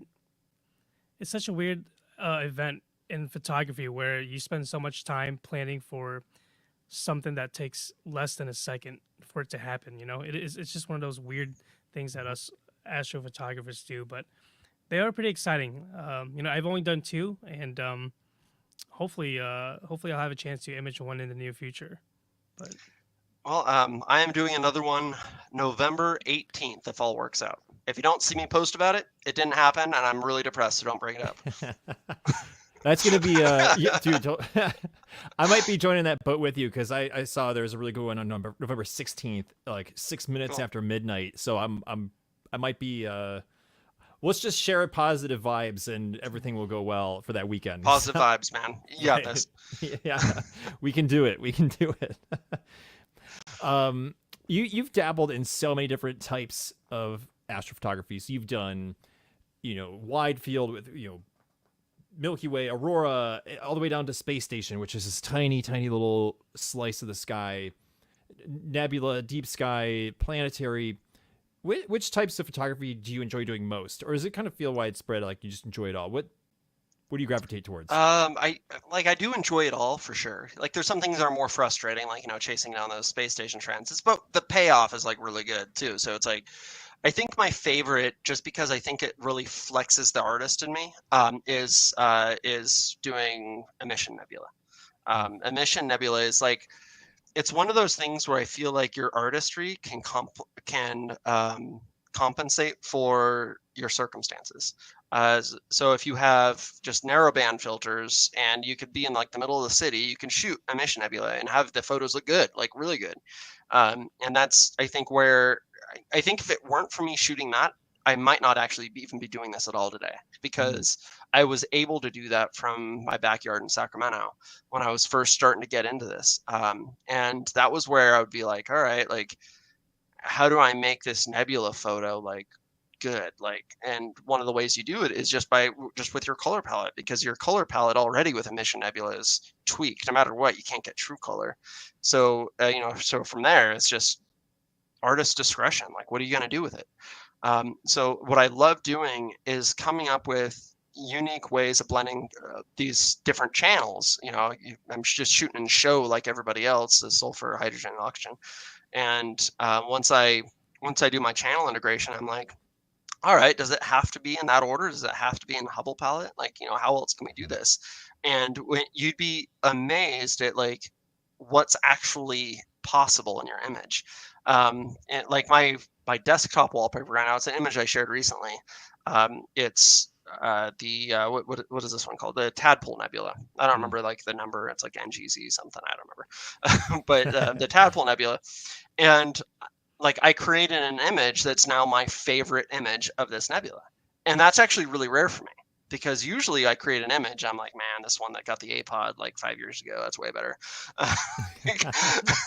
But like I'm able to be creative with it, and as a result, I created my favorite version of this nebula, and that's like honestly like really hard, I think, for somebody that's as self-deprecating as me. And I think the only reason that I was able to do that is because you have flexibility when you're processing these nebula shots.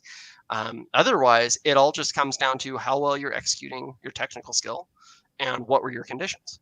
And equipment, obviously equipment matters too. So it's like, yeah, you're all like, if you're shooting a Galaxy, you're always going to lose to the guy that's got like, the 24-inch plane wave and like Bortle zero skies. Like you're going to lose because that guy just gets the cleanest data. There's obviously some things you can do with composition. There's a lot of things that you can do to like go deeper on like a wide field shot. But if you don't have the right circumstances, the right equipment, like it can be kind of a little bit frustrating, because you can see what other people are capable of just because their circumstances are a little bit better. And I feel like nebulas aren't like that. Just as long as you have that bare minimum of, you've got show filters, you got a monochrome astro camera, you don't even need dark skies, like, and you don't even need like a good telescope. Like you can do this with like a red cat or something. Not that red cats aren't a good telescope, but they're not like particularly expensive. And you can do incredible work. Just absolutely incredible, like work that stands out, APOD worthy. Right. Can you it was really cool to kind of hear a little bit of insight on how you go about processing like nebulae. What about your HDR moon photos? How do you approach that? Like, do you aim more for like a scientific accuracy approach, or is it more an artistic interpretation, or maybe a little bit of both? So I go for accuracy as much as possible, but ultimately I am just about getting an image that I'm happy with. So it's a combination of both, and a lot of that actually depends on the moon phase too. So the moon phase is going to determine if you can actually get accurate Earth shine or not. Now, one thing about me that most people don't have is I have photographed every full moon since like 2019. Like in detail. Like I've shot like a mosaic of the full moon pretty much every month, like for as far back as I can remember. When I'm not home, because I travel quite a bit, like I'll remote into my scope to shoot a mosaic of the full moon. And because of that, I have this archive of photos where I can now scientifically match the libration of the moon in whatever phase it's in to a corresponding full moon image. So that allows me to go, all right, I've got this basically perfectly aligned full moon that's exactly where the earth shine is. So now I can bring out those earth shine details using other data. Now is that like scientific? Probably not. Like I'm still like, it's still a composite. Like it's definitely still a composite, but you're still accurately showing the moon, and you're accurately showing those details the way it would look if your eyes can resolve that dynamic range, which obviously your eyes are actually really good at that. Like when I look at the moon through my 14-inch Dob, when it's in like probably anything under 50% phase, I can see earthshine clearly, like crystal clear. I can see the details on it, I can see everything, because your eye is just really good. Your brain actually naturally removes that light pollution gradient that comes off the lit side. And of course, your dynamic range of your eyes is already incredible. So, you're able to create a more accurate view by getting fancy with compositing and all of that than you're able to do by following the rules. When following the rules, you say, you only use data that's captured in camera from that moment. So yeah, I break the rules a lot when it comes to moon photography, but I do it in a very, very, at least as well as I can, accurate way. So I'm able to get those features just dialed in. Because nothing bugs me more, because I see a lot of people do these HDR moon photos now. I don't want to say I started a horrible trend, but I might have. Is I see these HDR photos and they'll composite on a full moon for the dark side of it, but they're lazy about it. So you see duplicate features, you see things like don't match up, like the anatomy of the moon is wrong. And most Tycho craters. Yeah, exactly. Like most people won't notice. Like most people and it's perfectly fine. Like as an art piece, it's perfectly fine. But it stands out to me just because I stare at the moon so much. I see it like instantly too. It's like the second I scroll past the moon, I'm like, It's like, so it kind of sucks because it takes away my enjoyment, I think, of photos that I would otherwise like. But yeah, there's a way to do it right by compositing, and it just takes a little bit more work. You can also do things with like 3D transformations of full moon data to get it to line up. I used to do that back in the early days of moon photography. I actually, it was interesting. I had a laptop with a version of Photoshop that was like super old. It was from like 2008 or something. But this version of Photoshop had this 3D tool that I was really good at using, where you basically just draw a sphere over whatever you wanted, and it would almost be like WinJupos, where it just like does a 3D transformation of that.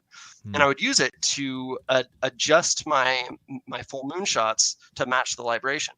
And I actually used that same software to create a composite where you had every single waxing and then every single waning phase on a single image. So the moon looked flat basically because the light was it was showing crater relief across the entire disk. It was a funny little bit of trivia. Yeah, it was this old laptop from like 15 years ago that I was using to make those images because I couldn't figure it out in the new Photoshop. Yeah, right. Yeah, well, they seem to do a really good job of removing the features that matter most and reintroducing frustrating ones sometimes. I guess we do get some good stuff too. I probably eat my own words if they removed some of the things I use regularly now. But yeah, there's something about those old versions, like CS2, CS3, like way back when. The OGs. I think this was even predating the CS. I don't remember which version it was, but it was super old. Yeah. I think I pirated it too. Yeah. I'm almost positive I did. I was broke back then. There's no way I didn't pirate it. I mean, who didn't, man? I did. Who didn't? I mean, they have YouTube tutorial. Yeah, they've gotten so much money from me that, and they wouldn't have gotten this money from me if I didn't pirate it back then. So I have to wonder if it's part of their business model to like allow the piracy. How many graphic designers learned Photoshop on stolen copies? Oh, for real. I mean, it's like those hackers that the government hires to bolster their security in their computer systems. Like, you have to lean into it a little bit, Maybe. I don't know. Yeah, it's interesting though. But that was the version of Photoshop I was also most comfortable on. I'm sure there's ways to do it today. Although now everything's AI powered, and if you touch those tools, they like add into your metadata like information that was AI updated. I just found that out on Instagram because I used what did I use? I used content aware fill on something to extend. I had this photo and I wanted to extend it to be a mobile wallpaper, so I just did, and it was just negative space. So I used content aware fill on the top and bottom of it, and Instagram added this label that was AI generated, and then and I couldn't remove it. So I was like, what do I do? Like, Yeah. I mean, it's not AI generated. It was literally just like the negative space that was added. And I realized it's because they now have AI powered tools that go into content aware fill, which they didn't have in the past. So even though the tool itself is fundamentally unchanged, it now permanently brands your content with AI generated metadata. So yeah, watch out for that. Yeah, it's tricky space to be living in these days as creators, and certainly in Astro world, because you can it's the average person who's looking at our photos might not even know what they're looking at anyway. So it's like how much can you get away with? How much is just supplementary and actually enhancing your image? How much is dominating it? And there's that risk too of seeing people engage with misinformation, like an image that's completely incorrect. I saw a lot of that going around during the total solar eclipse, where people were posting photos that totally impossible to achieve actually, but it was an AI generated image of the eclipse. The sun is like massive in the sky, or something. Oh yeah, like I saw a lot of those. So it's a dangerous game that we're given at this point, I think. Would you classify yourself as someone who's like leaning into that or resistant to it? So yeah, I think AI is, no matter what, it's here to stay. So I would say like there's being resistant to it's not going to accomplish anything. What I'm going to do is, of course, be very vigilant when I see things that are AI generated being touted as real, which I do see a lot, like what you said with the eclipse photos. And I can use my platform for that because I can literally just share it with like a quote tweet on Twitter, for example. I'll do a quote tweet and say, just, FYI, guys, if you see this image, this is actually AI generated. This is how I know it's AI generated. Like I just saw one and it was like, here's 5 photos of the Heart Nebula that you'll love. One of them was real. 4 of them were like different AIs in like a heart that kind of looked like a nebula.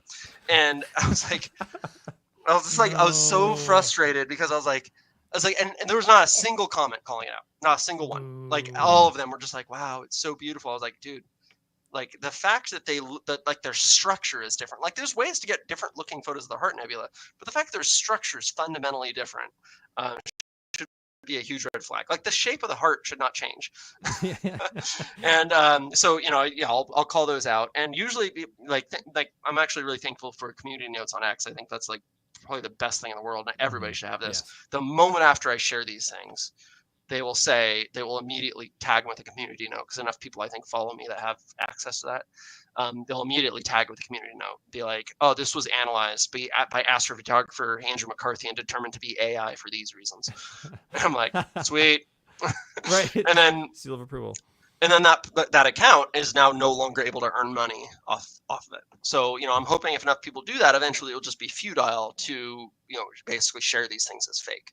Because the only way they get engagement is if they hide the fact that they're AI, because people don't like AI. Like fundamentally, people don't like it. It's just they don't know what they're looking at most of the time. And yeah, it's like on Facebook, it's the worst. Yes. I don't even use Facebook anymore. My stuff just auto posts there for my Instagram because I get like depressed when I go on there. I'm just like, it's such a huge problem. George just resonated there with you. Facebook posts getting tens of thousands of likes, incredibly frustrating and infuriating. But yeah, I think having the community notes feature on X is incredible. I mean, I think even Elon gets community noted, which is like as he should, right? And bring he it should. on. Exactly, like welcome it as much as possible. Yeah. But if it actually does its job and it's committed to the true nature of what it's trying to achieve, then yeah, you should be able to demonetize things that don't deserve a paycheck. Yeah, and that's one way you can do it. When you get a good enough audience, you can call out things, and hopefully the community takes care of it. But also just educating your own audience and say, hey, this is how you learn to identify things that are AI. Like calling out the fact that unless it's in our own solar system, you're not going to see the fundamental structure of anything change. Now there's a little bit of like an exception to that, like when you get into like deep infrared, like some JWST shots, like the galaxies will look completely different than the Hubble shots because they're really isolating like that faint dust in the infrared.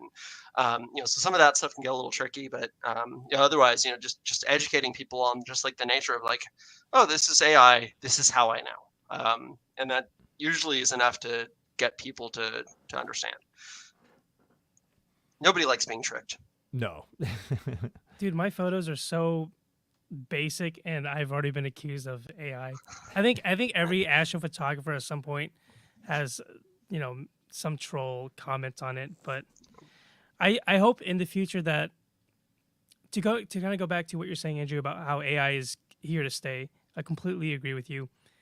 And maybe at times it could feel like an uphill battle for artists and people who create.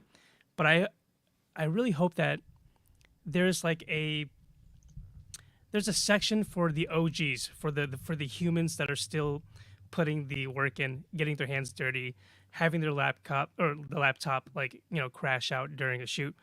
I hope there's a section for OGs that are still making like art, taking real photos. I hope we just don't get forgotten. And I guess there's like a small pessimistic part of my brain that fears that, because AI is it's everywhere now.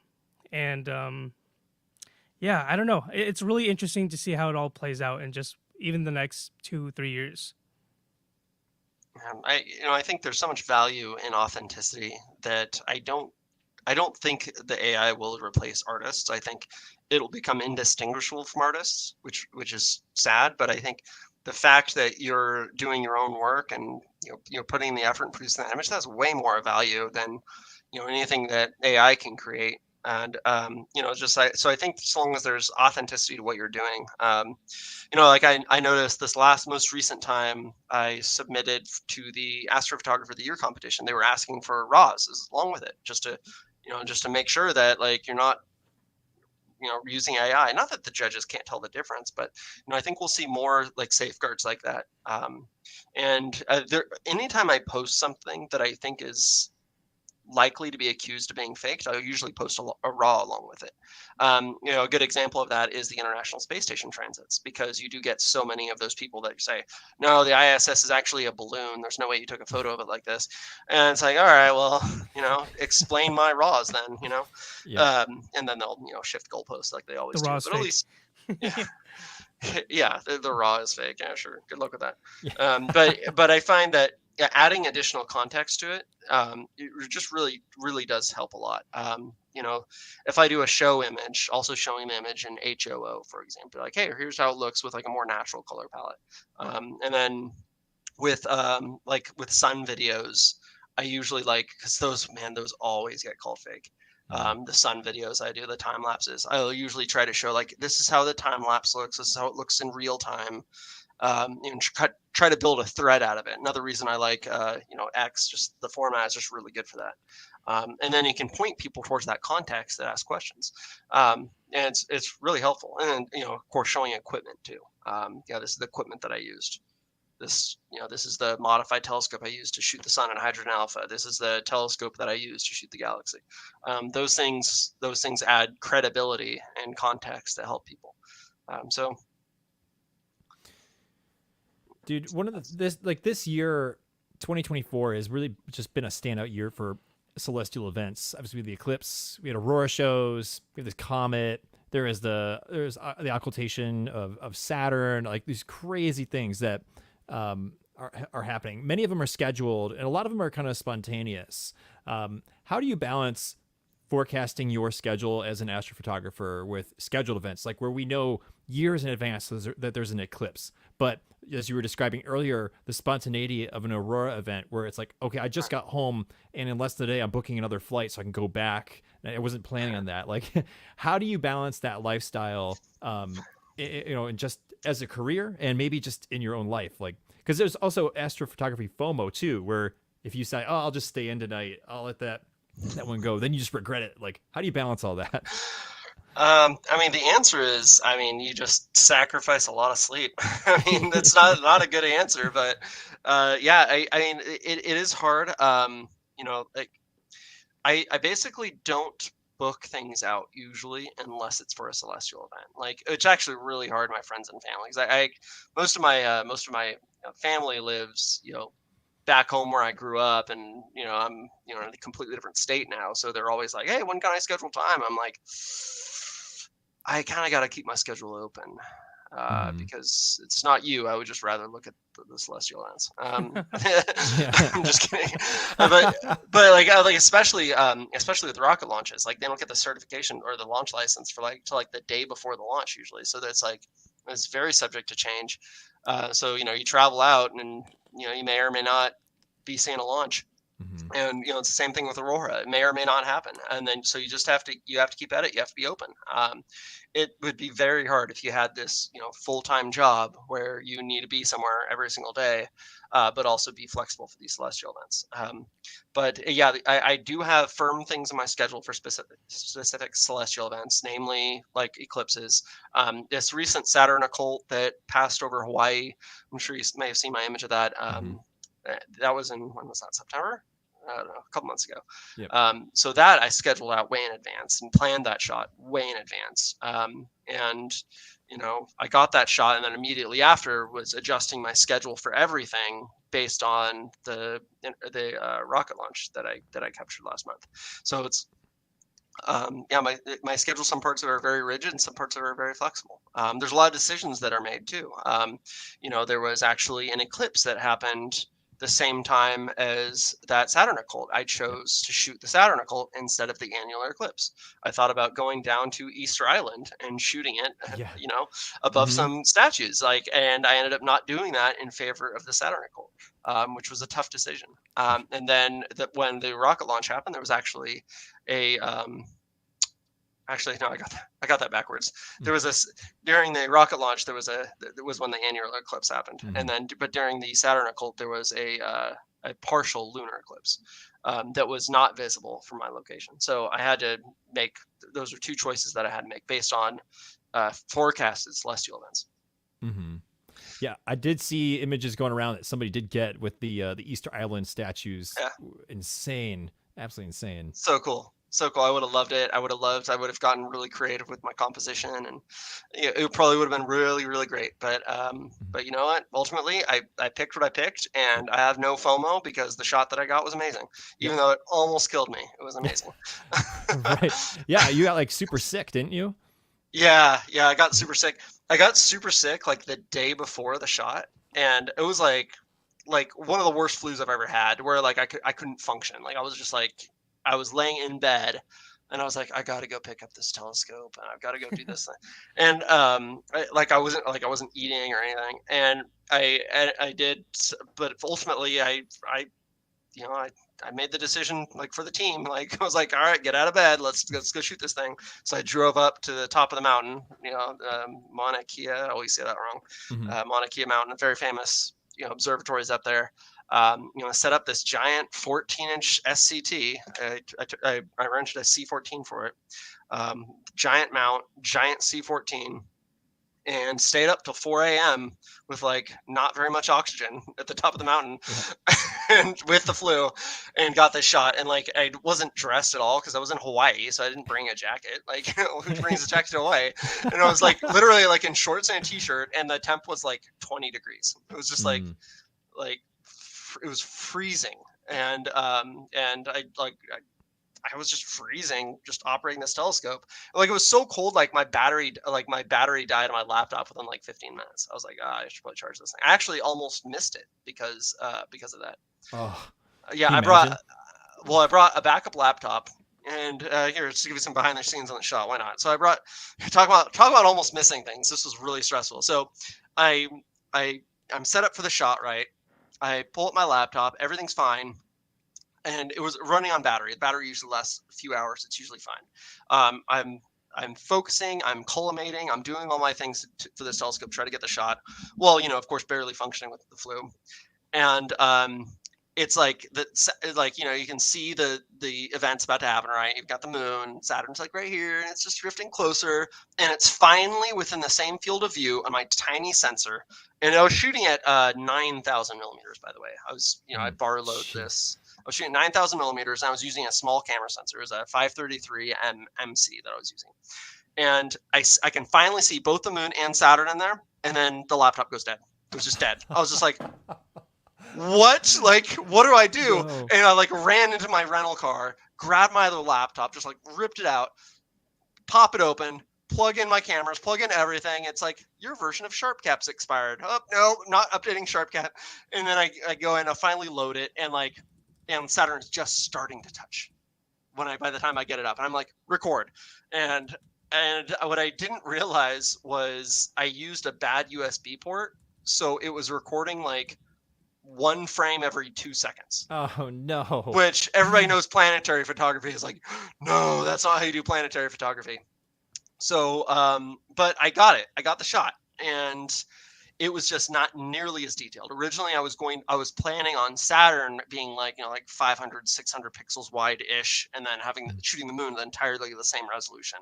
So that, but the shot I did could be like this big panorama, like these ones behind me, where Saturn is actually pretty good size, and then you get the horizon of the moon. What it ended up doing was completely different because my Saturn was too low resolution, and it was because of that. So I had to kind of make some design decisions for my final composition due to that failing, which was frustrating. But man, worse things could have happened because, like I said, I came back and I thought I had pneumonia after spending that night on that mountain. I think I got back to my hotel at like 4:30 a.m. or something.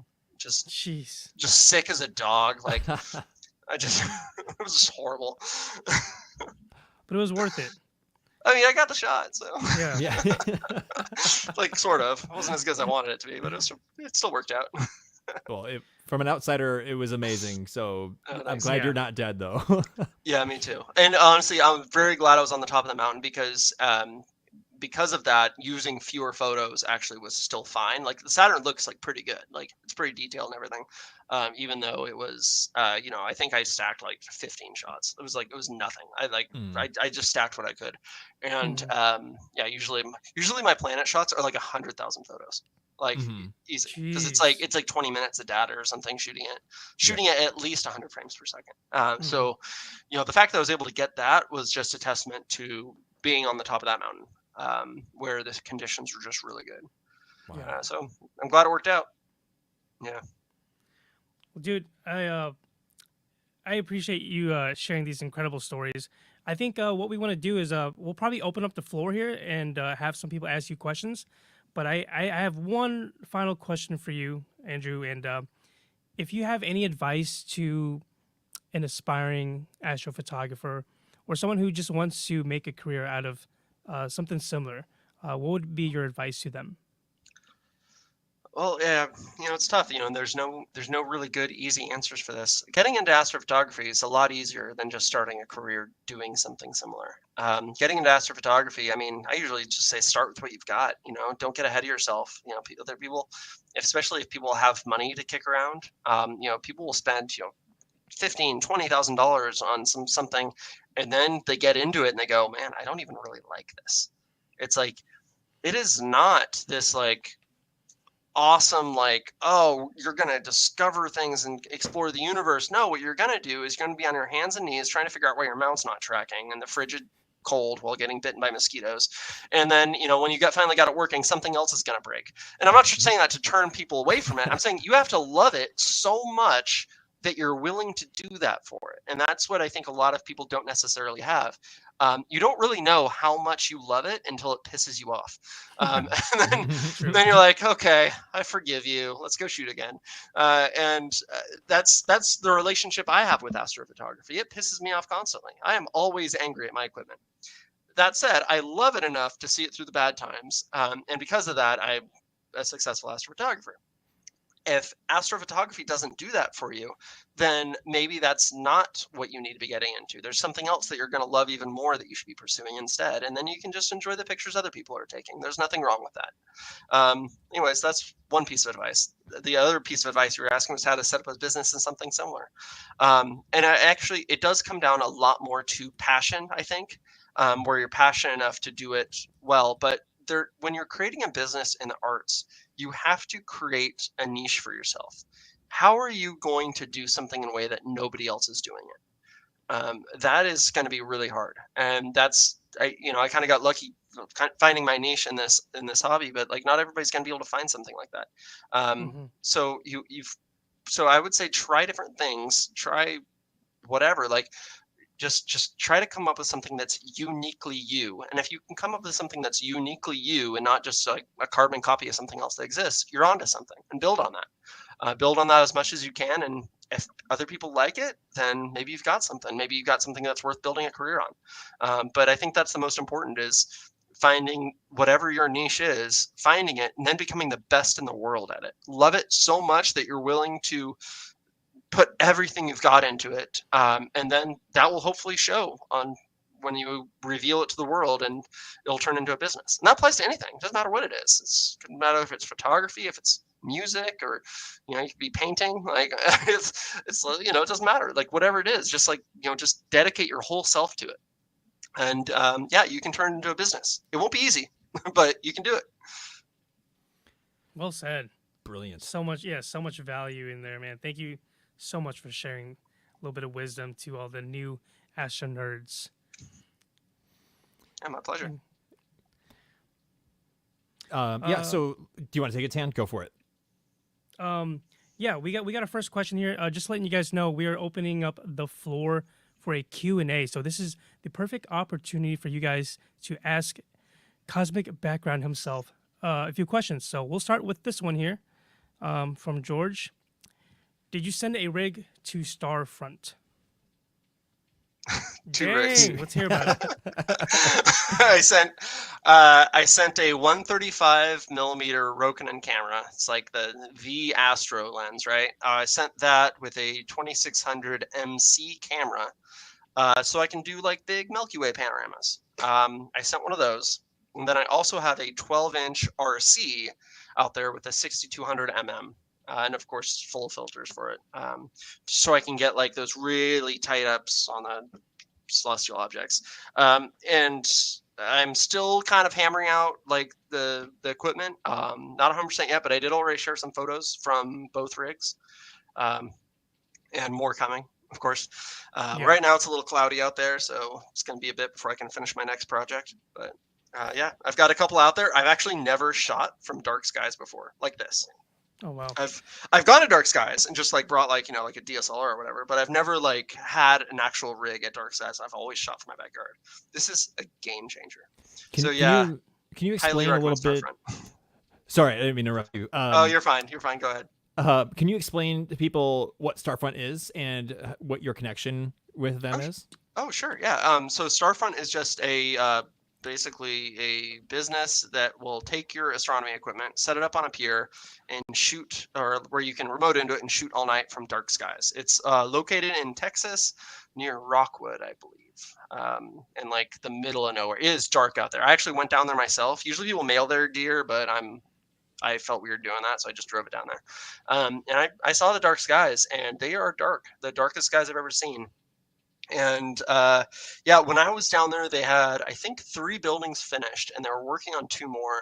And now they have like 5 buildings just like ready to go, full of telescopes. Like they're actually, so they just got started in May, and they are already the largest remote observatory in the world by number of telescopes.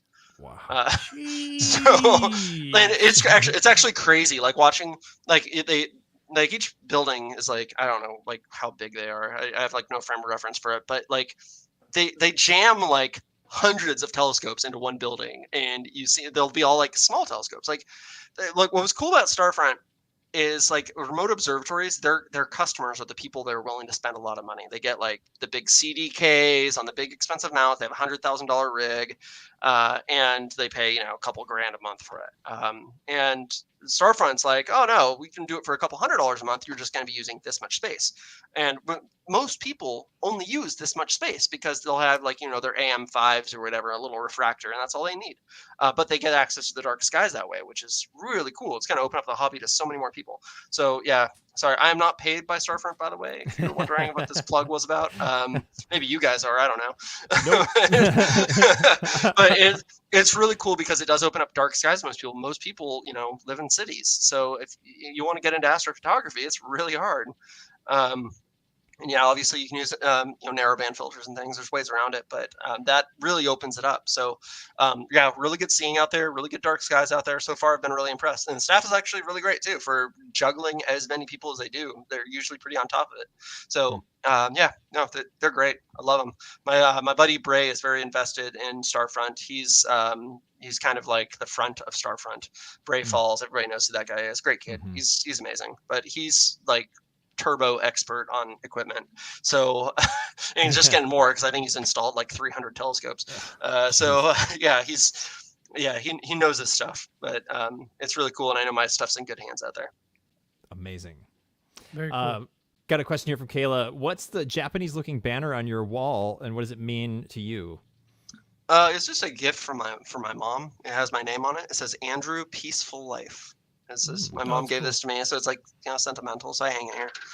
Peaceful life. I try to have a peaceful life, so it makes sense for me. That's beautiful. I love it. Thanks. Another question coming in from Kayla. Also, can we see the pets? They're probably right outside my door. Hang on. Okay. Yeah. No worries. At the moment we've all been waiting for. Oh, good. Yeah, you guys in the chat, if you guys are watching, now's your chance to ask Andrew any questions you might have. So please participate in the live chat here on YouTube, and this is your chance because we'll be wrapping up here in just a few minutes. So now's the time. If you've been having that question aching to get answered, if you've seen Andrew's content on the internet, now's the time, everybody. Drop it in, and we'll feature it. If not, we'll be closing up shop here soon. But in the meantime, continue want to say thank you for tuning in, whoever you are out there. I see we've got 16 people watching live, and we're just grateful for every one of you. Here we go. All right, that's the best I can do. Sorry, I can't hear you guys. Yeah. Just chilling. Oh, good girl, Bailey. Oh, it's amazing. Portion of the podcast. Yeah, I love it. that was Bailey, and I don't know where Gregory is. He's probably hiding. I think Gregory loved every second of that. Or not Gregory. You said Bailey? Sorry. Bailey's the dog. Gregory's the cat. Bailey loved every second of that. Yeah. She's a good girl. Yeah, she's good. She's just guarding my door here. Yeah. Oh, that's brilliant. Yeah, I know we've got a lot of pet fans in the chat, so I don't think you know how much that meant to a lot of people here. Oh, good. Yeah, I wish I could show you the kitty, too. Who knows where he is? Probably under a bed somewhere. Mm-hmm. I got a quick question for you. Where can I know you mentioned that you're selling calendars. Where can people find your work? My social channels, best place. I'm on X at James McCarthy. I should probably secure the handle cosmic_background too, since that's where all my branding is. And then on Instagram at cosmic_background. Also on Threads, same exact handle. I'm on Facebook as well, but frankly, don't talk to me there because it just auto posts from my Instagram. That's Cosmic Background Studios. So that's kind of where I am. I am the most active on X, so if you talk to me there, I'll actually probably respond. Can't guarantee that most places, but there I try to respond the fastest. Yeah, you were. That was something that, as we've been reaching out to people to be on the show, you were remarkably quick when I inquired about this. It was like minutes. I think I texted Tan after I had messaged you. I said, dude, I sent a outreach to Andrew. Like, hopefully he sees it. I know he's going to probably have a spammed inbox full of people. And it was like 2 minutes later, I texted Tan back. I was like, yeah, he got back to me. so I'm grateful cool. for your speed, dude. That was so helpful. Thank you. Yeah, well, yeah, my pleasure. I mean, a lot of that was just luck. I probably just happened to be in my inbox because all my notifications are muted. Like, they're just all muted. I would go crazy, but I do get in the habit of kind of like just going through and just like checking various places. So I'll check message requests. Pretty much anytime I open my phone, just to make sure that nothing falls through the cracks that's important. Right. And like if your message stands out in a positive way, then I'm probably going to answer. But a lot of stuff is the same thing. A lot of people ask me questions that are just easily Googleable. Like, hey, like what's a telescope I can get for like $500? I'm like, there's so many resources. Just, Right. I try to help people, and I actually do post about it. And I have I have like pinned posts and highlights that talk about equipment to just kind of like guide people like along that path.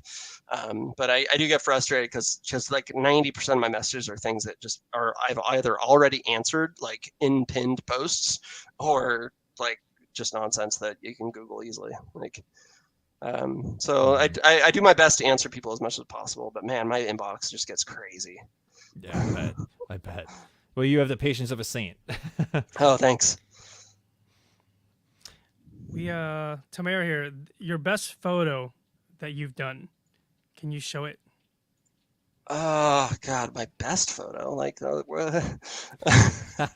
don't had to know what pick my one. best photo is. The one you're taking to the grave. Yeah. All right, so I'm particularly proud of my photo of the ISS transiting Tycho crater, and one of the reasons I'm proud of that is that that one actually went to space. So I've got a photo of the inside of the International Space Station with the cupola with Earth behind it, and my photo's floating in the middle of it. No way. So, Dude, that's crazy. yeah. If you want, I can see if I can find that one. Hang on. Feel free to use the present feature, and you can screen share. All right, hang on. Like. Yeah.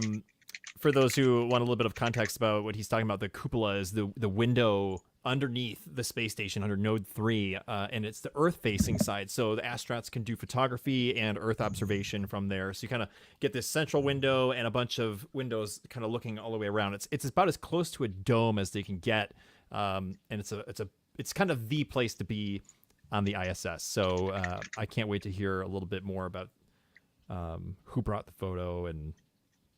Yeah, the photo was actually brought digitally because it was just transferred to like an iPad up there. Okay. Man, it will take me a second to find though. Well, while you're doing that, I think I listened into an X space recently where I think you were in it, maybe asking questions. Correct me if I'm wrong. It was with Matthew Dominic and. Oh yeah. I think and Don Pettit as well. Don Pettit was up there. Yeah. Actually, he wasn't up there yet. He was. There it is. Okay. You get to talk to them? That's pretty cool. Yeah, I got to talk to them. Yeah, I know both of them quite well. All right, check this out. I'm going to go ahead and share this. See if I can make this work. Sure. Present. And that one. All right, I'm going to change our layout here, add to the stage. There we go. So that is my photo right in the middle of that.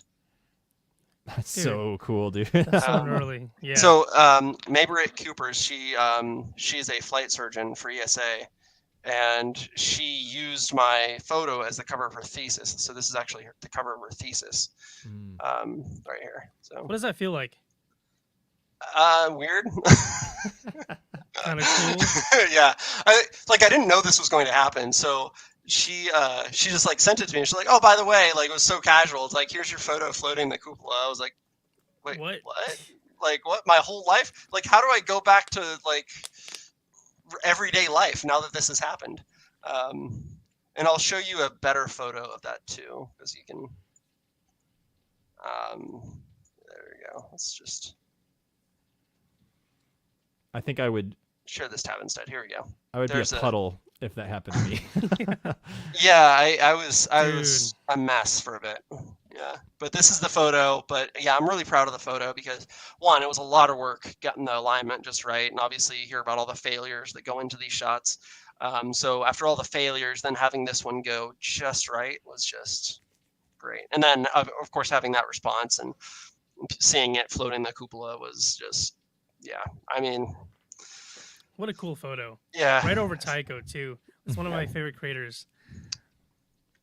Yeah, I mean, it turned out good. The details are all there. Let's zoom in on the details. You can actually pick out some of the modules and everything. So this was shot with a 14-inch Dobsonian. So it's 14-inch Dob. I believe I used the 174 camera on it. Exposure time was 0.2 milliseconds. Really important to have a short exposure time when you do these, otherwise you get that motion blur. And you have to use a global shutter too. A lot of people don't use a global shutter, and then the IS actually ends up distorted because it's moving so fast. It gets pinched. And actually, I discovered that by accident because I would use multiple telescopes and I would shoot one in color and one in monochrome. My color camera is of course rolling shutter, and I was wondering why the two images weren't aligning, and that was why I had to compensate for the rolling shutter. Really weird. For those in the stream or listening to this later, camera sensors operate differently, and it's based on the readout in which they are capturing the light on the sensor. So a rolling shutter will, I think it's top down. They'll read through the first line of pixels first, then the second line, then the third, and this all happens, based on the number of frames per second that you do. So this is happening really fast, but technically, things in motion will change before they can complete one whole frame. So that's what he's talking about. A global shutter will take an image all at the same time, every row of pixels all at the same time. So there's no space for things to change in between frame captures. So if that lends any sort of perspective, it certainly matters in shots like this. Oh yeah. And my first ISS transit photos weren't captured with the rolling shutter, and there's a little bit of distortion. So yeah, it does matter. Wow. Beautiful photo. Yeah. I mean, it's insane. And I'm like itching to get out and do ISS photography now. Let's go. That's the response I hope my images get. I hope it gets more people out there because ultimately it's worth the frustration. I mean, to tell some of the horror stories of being out in the middle of nowhere and having that happen, but the payoff is just so worth it. Like, I mean, I'm looking at a photo of the greatest engineering achievement of mankind. Or humanity, rather. Let's use gender neutral language. And there's people on that thing, going at Mach 25. Not that makes any sense in space, but they're going so fast. And then of course you have, Tycho craters like almost the same size in the photo, despite it being 1,000 times further away. Just to get a feeling of scale. It's just like the more I take these images for granted sometimes because I stare at them so often, but sometimes I come back with fresh eyes. And I'm like, holy cow, that's just amazing. All the things that are happening in this image when you really think about it. So awesome. And astrophotography in general is just like that. Any photo you take in astrophotography, just sit and marvel at it for a second. Even if it's like your worst photo, you're like, wow, there's these photons that traveled thousands of light years. They were traveling for thousands of years and literally only to be caught by this little bucket right before they hit the ground. And I was able to turn those photons into an electrical signal that showed me an image of that object. And it's like, you think about it, and it's like just so incredible that this is even a thing that we can do. And we're alive in a time where we can really discover anything up there. It almost doesn't matter how far away it is. Like, you can photograph quasars that are, like 4 billion light years away, just with amateur equipment. It's all the tools are out there for us. It's not just limited to these big institutions, and you're able to see just incredible things and do all kinds of science just on your own if that's what you're into. I'm gonna cap it up here with the last question in the Q&A. Chris here just dropped one in. Launch photography is a completely different beast than astro. How has that journey been for you? Man, it's been a wild ride. Launch photography. I saw my first launch November last year, and I had no equipment for it. I don't use DSLR, so I literally went out and bought a DSLR just for that launch, and I rented a 500 millimeter lens. And I didn't know what to expect. I'd never seen a launch before. And this was the Starship IFT-2, the second test flight of Starship. After I saw the chaos of the first one where it blew up the pad and everything, I was just like, I got to go see this. Got to go see this spectacle. I was like, maybe I can make money on it. I don't know. Maybe I can sell a print or something. But either way, I wanted to go. So I went down there, kind of dealt with a little bit of the whole will it, won't it launch thing. It ended up getting delayed. And by the way, this was actually the third time I've attempted to go see a launch that IFT-2 shot. I attempted 2 other times, but those launches were canceled. One of them was Artemis 1. The other one was the SLS first launch. And then another one was just a Falcon 9 launch at Vandenberg. So this was my third attempt now. And then it ended up getting pushed a little bit. I think I pushed 2 days, so I had to extend my hotel, extend my flight, extend my rental car, all this stuff. And then I had to find this spot on the beach. I shot from South Padre Island, publicly available to anybody, about 5 miles away from the launch site. And then of course the launch happens, and it was just insane. Like feeling like your entire bones jiggle as this thing goes through the sky is like, just, you have to experience one. It was incredible. I actually got some pretty decent shots. I think I rehearsed enough with my camera to like figure out exactly how I would shoot it, and I did good. I overexposed a lot of my shots though, so that was something I corrected when I went back and shot IFT5. And I went to IFT4 as well, but it was through clouds. You couldn't really see anything. Sure. And then I also shot a Falcon 9 and a Falcon Heavy launch, which were actually very difficult because they were so bright. They burn using kerosene. So very, very bright plume. Like it's like looking into the sun when these things take off. Like they're so bright on your eyes. They like almost burn your retinas. So it was like, no matter what I did, I was like overexposed. And then, for IFT5, and the methane burns much dimmer, much easier to expose.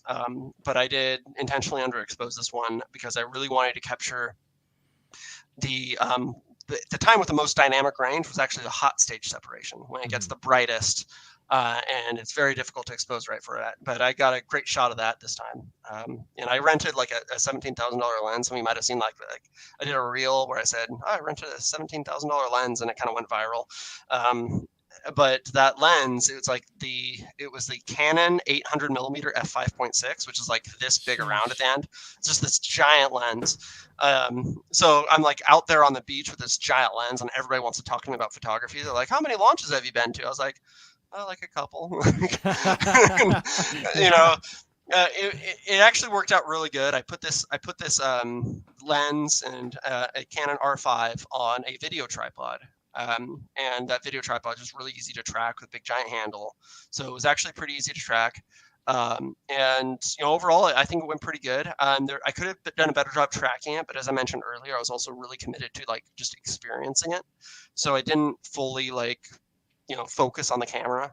But I was able to, create a really cool time lapse. Like Elon shared it, like that was cool. Like, and got like tons of attention on this like time lapse and the composite image that I created. So it was good. And like meeting the launch people was like really cool too, because you go down there and you can walk right up to Starship. Like go down to South Padre Island, and there's like this flat area where it's just like sandy, where it's like the tides can come in and stuff. But when the tides are out, you can literally just walk right up to it, and you're like maybe 200, 300 feet away from Starship. So it's like, it's just like this giant thing, and it really gives context to like what you're actually seeing happen. Like this, it's like a 40-story building that's flying into the air, and then half it breaks off and comes down and it's caught by chopsticks. Like it's like, and the more I like think about like what I witnessed, the more I'm like, I don't think that actually happened. I think I was actually like brainwashed or like shown a hologram. Like there's no way that actually happened, but no, it's real. I've got the photos to prove it. It's such an incredible thing, and it's very publicly accessible too, so anybody can go do it. So I recommend anybody, try to go see the IFT6. It's going to happen. They're going to try to catch it again, and it'll be incredible. Definitely go see launches. It's incredible. It's an incredible journey. It's been so far. It's paid off for me. I was worried it would be like just a waste of time. I would have done it anyway, but I was worried it would be like just a waste because I wasn't sure if there was overlap between my audience and the rocket launches. But there is. So yeah, it works out. Dude, way to go, man. I'm glad you're like making the effort to go see something as historic as that. It's like Tan and I have been talking about going. We got to time it right, and hopefully in coordination with being at the mercy of the FAA. I went down on a big risk. I went down when it was just rumored to launch, or rather, that was when I booked my my flight, and then they didn't get the launch license until I was already down there. Mm-hmm. So it's a risky game, man. Yeah, it's risky. Buy refundable flights, and just know you might just end up having a nice little vacation on the beach.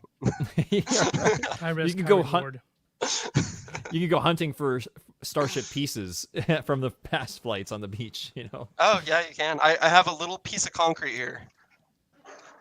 This is my souvenir that I took from the Nice. beach. It's literally a chunk of concrete from when IFT-1 blew up the pad. That is my little piece of Starship history Like, right did you there. see that thing coming at you or what? Oh no, it was just like in the beach because I wasn't Well, at I was IFT-1. thinking it was just like yeeting I, at I you. caught it. Yeah. Everyone wears their gloves. Yeah. It's just incredible. Go see a launch. I mean, my plan is to one day fly on that thing. Mhm. So it could happen if they reach their goals, their goals for usability and costs. Like it's like I mean, it's like the price of an international vacation on a ticket to one of those things in theory. Mhm. So and people like us could eventually buy a flight. It's not that crazy. So yeah, I plan on flying out one day. Tax write-off for me because I'll take photos of the Earth. Right. Yeah. Dude, I'm right there with you. I can't wait to be on board it at some point. So the day that happens, hopefully I'll end up on the seat next to you. We can be taking pictures of planet Earth together. I call That'd be window cool. seat. Yeah, right. Yeah, you can't violate international dibs protocol. It's a fair thing. I already called dibs. Gonna have it now.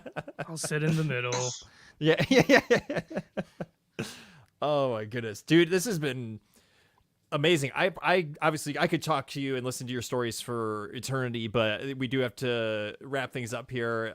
I'm just so grateful that you were able to be here with us and willing to just go the extra mile to tell the stories, how you experience them, and to share with us your insight and wisdom on your craft.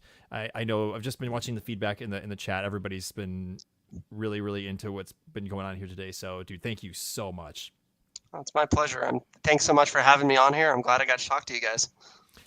If there's one thing that you want to push and promote that you're doing next, maybe something that's coming up next before the end of the year or in this next chapter for you, what's something you're really excited about doing that you want people to know about? Well, I'm sharing my comet photo here in like 3 days or something, as I did like a big mosaic of the comet, like which hopefully people like because it was a pain to do. And then I've got like some Milky Way photos I'm going to share that are like really high resolution. It's the first time I really flexed this rig I put down in Texas. So I've got like this 700 megapixel photo of the Milky Way that I'm going to be sharing soon. And then I've always got projects that are coming, but those two are just things that are already in the pipeline that I'm looking forward to sharing soon. And otherwise, I'll just be sharing little bits as I'm shooting them. I love sharing like little snippets of what I'm working on. Sometimes it's hard because I have to like not share too much because I don't want to like spoil it. But yeah, I'll be sharing stuff a lot. So hopefully everybody follows me on my Instagram, cosmic_background, or my X if you don't already, James McCarthy. And hit me up if you ever have astrophotography questions. Awesome, dude. Yeah, thank you so much, bro. My pleasure. Here, I'm gonna throw up. There's his handle at Cosmic Background. You can follow Andrew on all the platforms. Additionally, support him with purchasing an astro calendar as well. You can go to his website, and that will, I would no doubt, help Andrew achieve the next project, but also embellish and augment your living space in the coolest of ways throughout 2025. Cool, dude. Well, Andrew, thank you so much. I'm going to exit you here. It's good to meet you. Good to have you. And hopefully you'll be around for a round 2 at some point in the future. We'd love to have you back. Sure. Cool. All right. We'll see you later, man. Yo, Tan. What up? Amazing, cool, right? I mean, what a cool chance to talk to somebody who's living the dream, you know? Yeah, it's crazy to think that I've been looking at his work for a long time, so it's actually kind of cool to actually really get to see the face to the name, you know? Like I said before, a big inspiration for how I edit my moon photos, and if you guys know me, you know I am obsessed with the moon, so pretty cool, man. Pretty cool. Yeah, everybody, it's been great to have you all here. Great questions that helped, bring us to places we didn't get to in the conversations. So always feel like you can drop those in the chat throughout the program. It's always a good time to hear what you guys think because, this is one of the benefits of the platform that we get to have here. Speaking of platforms, we just wanted to promote next week that we've got going on. That reminds me. Tan, do you want to talk about it a little bit? What's coming up? Yeah, next week we have another really cool guest. I don't want to say too much, but in the astrophotography world, he's one of the creators that are, I'd say, it's pretty good at explaining tutorials. His name is Peter Zelinka, good friend of mine, and it's going to be really cool to kind of dive into his brain and see how he got started. It seems like we have all of us creators here, we have some kind of similar, I don't know, whether it's a pivotal moment in life or some kind of spark that lead us down this dark, well, not dark, but like, black hole. I was trying to think of something spacey. Yeah. Yeah. So just dark hole. So Dark meat. it's going to be, yeah. Episode 24 is going to be super interesting. And I'm looking forward to kind of sharing his story and having him share his insights on, what he does. There we go. Here's Peter. Well, There's the this is man. the preview for next week. I'm excited too because you've spoken very highly of him and your relationship with him. So you're gonna have to curate the introduction, and we'll have a blast. Yep. And just a reminder, we'll be streaming at our normal 9 p.m. Central time as well. Yes, which is our normal cadence every Monday night, 9 p.m. Central, right here on YouTube. Great for you guys showing up. It's always a live stream as long as we can make that happen, unless we otherwise state it. Sometimes we do like pre-recordings, but you guys will know in advance if that's the case. But yeah, it's live streamed 9 p.m. Central Time, Monday nights on YouTube. Yeah, and I wanted to just say, like, the best way, if you guys are enjoying what we're doing, we love being here and making these shows for you. It's one of the top things that we're just having fun with in our life. Tan and I can't stop talking about working on this podcast, and we spend so much time beyond the stream moments working on these shows. We love to prepare the information and the guests and the content as best that we can. So if you guys are receiving something from that and you want to support us, here are the best ways you can do that. One is you can subscribe to us and follow us on the social media platforms. You can follow me, the Orbital Alliance, on social media. And you can follow Tan at Chasing the Milk on social media. We also have the Galactic Window tag on TikTok now, where we're starting to post clips from past episodes. And speaking of past episodes, the second way you can support us is by watching episode replays here on YouTube. If you guys missed an episode, definitely go back and give it a listen or give it a watch based on whatever you're doing during the week. If you're driving, it's always a fun way to kind of tune out the boring nature of a long road trip, or maybe you're working and you just want to get through the day. There's a Galactic Window there for you. And lastly, if you guys don't know, there is a thing that you can do on YouTube if you guys are really enjoying it. There's something called Supers. And a few of our guests have done this in the past, and it's always been really exciting to participate with you guys on that. Like, you can donate money directly through a super chat or a super thanks in the live chat. There's like a little sign there. You're of course not obligated to do that at all. Please just come in and participate for free. But if you do want to support our Taco Bell cravings, like we constantly refer to, that's one way that you can support us along the way. That we're always appreciate it. Cool, dude. Tan, any final words for the episode here? Dude, I'm inspired. I feel like I'm gonna go plan the next ISS shot. Super grateful for everyone hanging out and sticking with us. This has been an incredible honor to get to interview someone so cool. And yeah, dude, I'm pumped. Couldn't have said it better myself. Thank you, everybody, for being here. We'll see you next week, and we will see you all on the other side.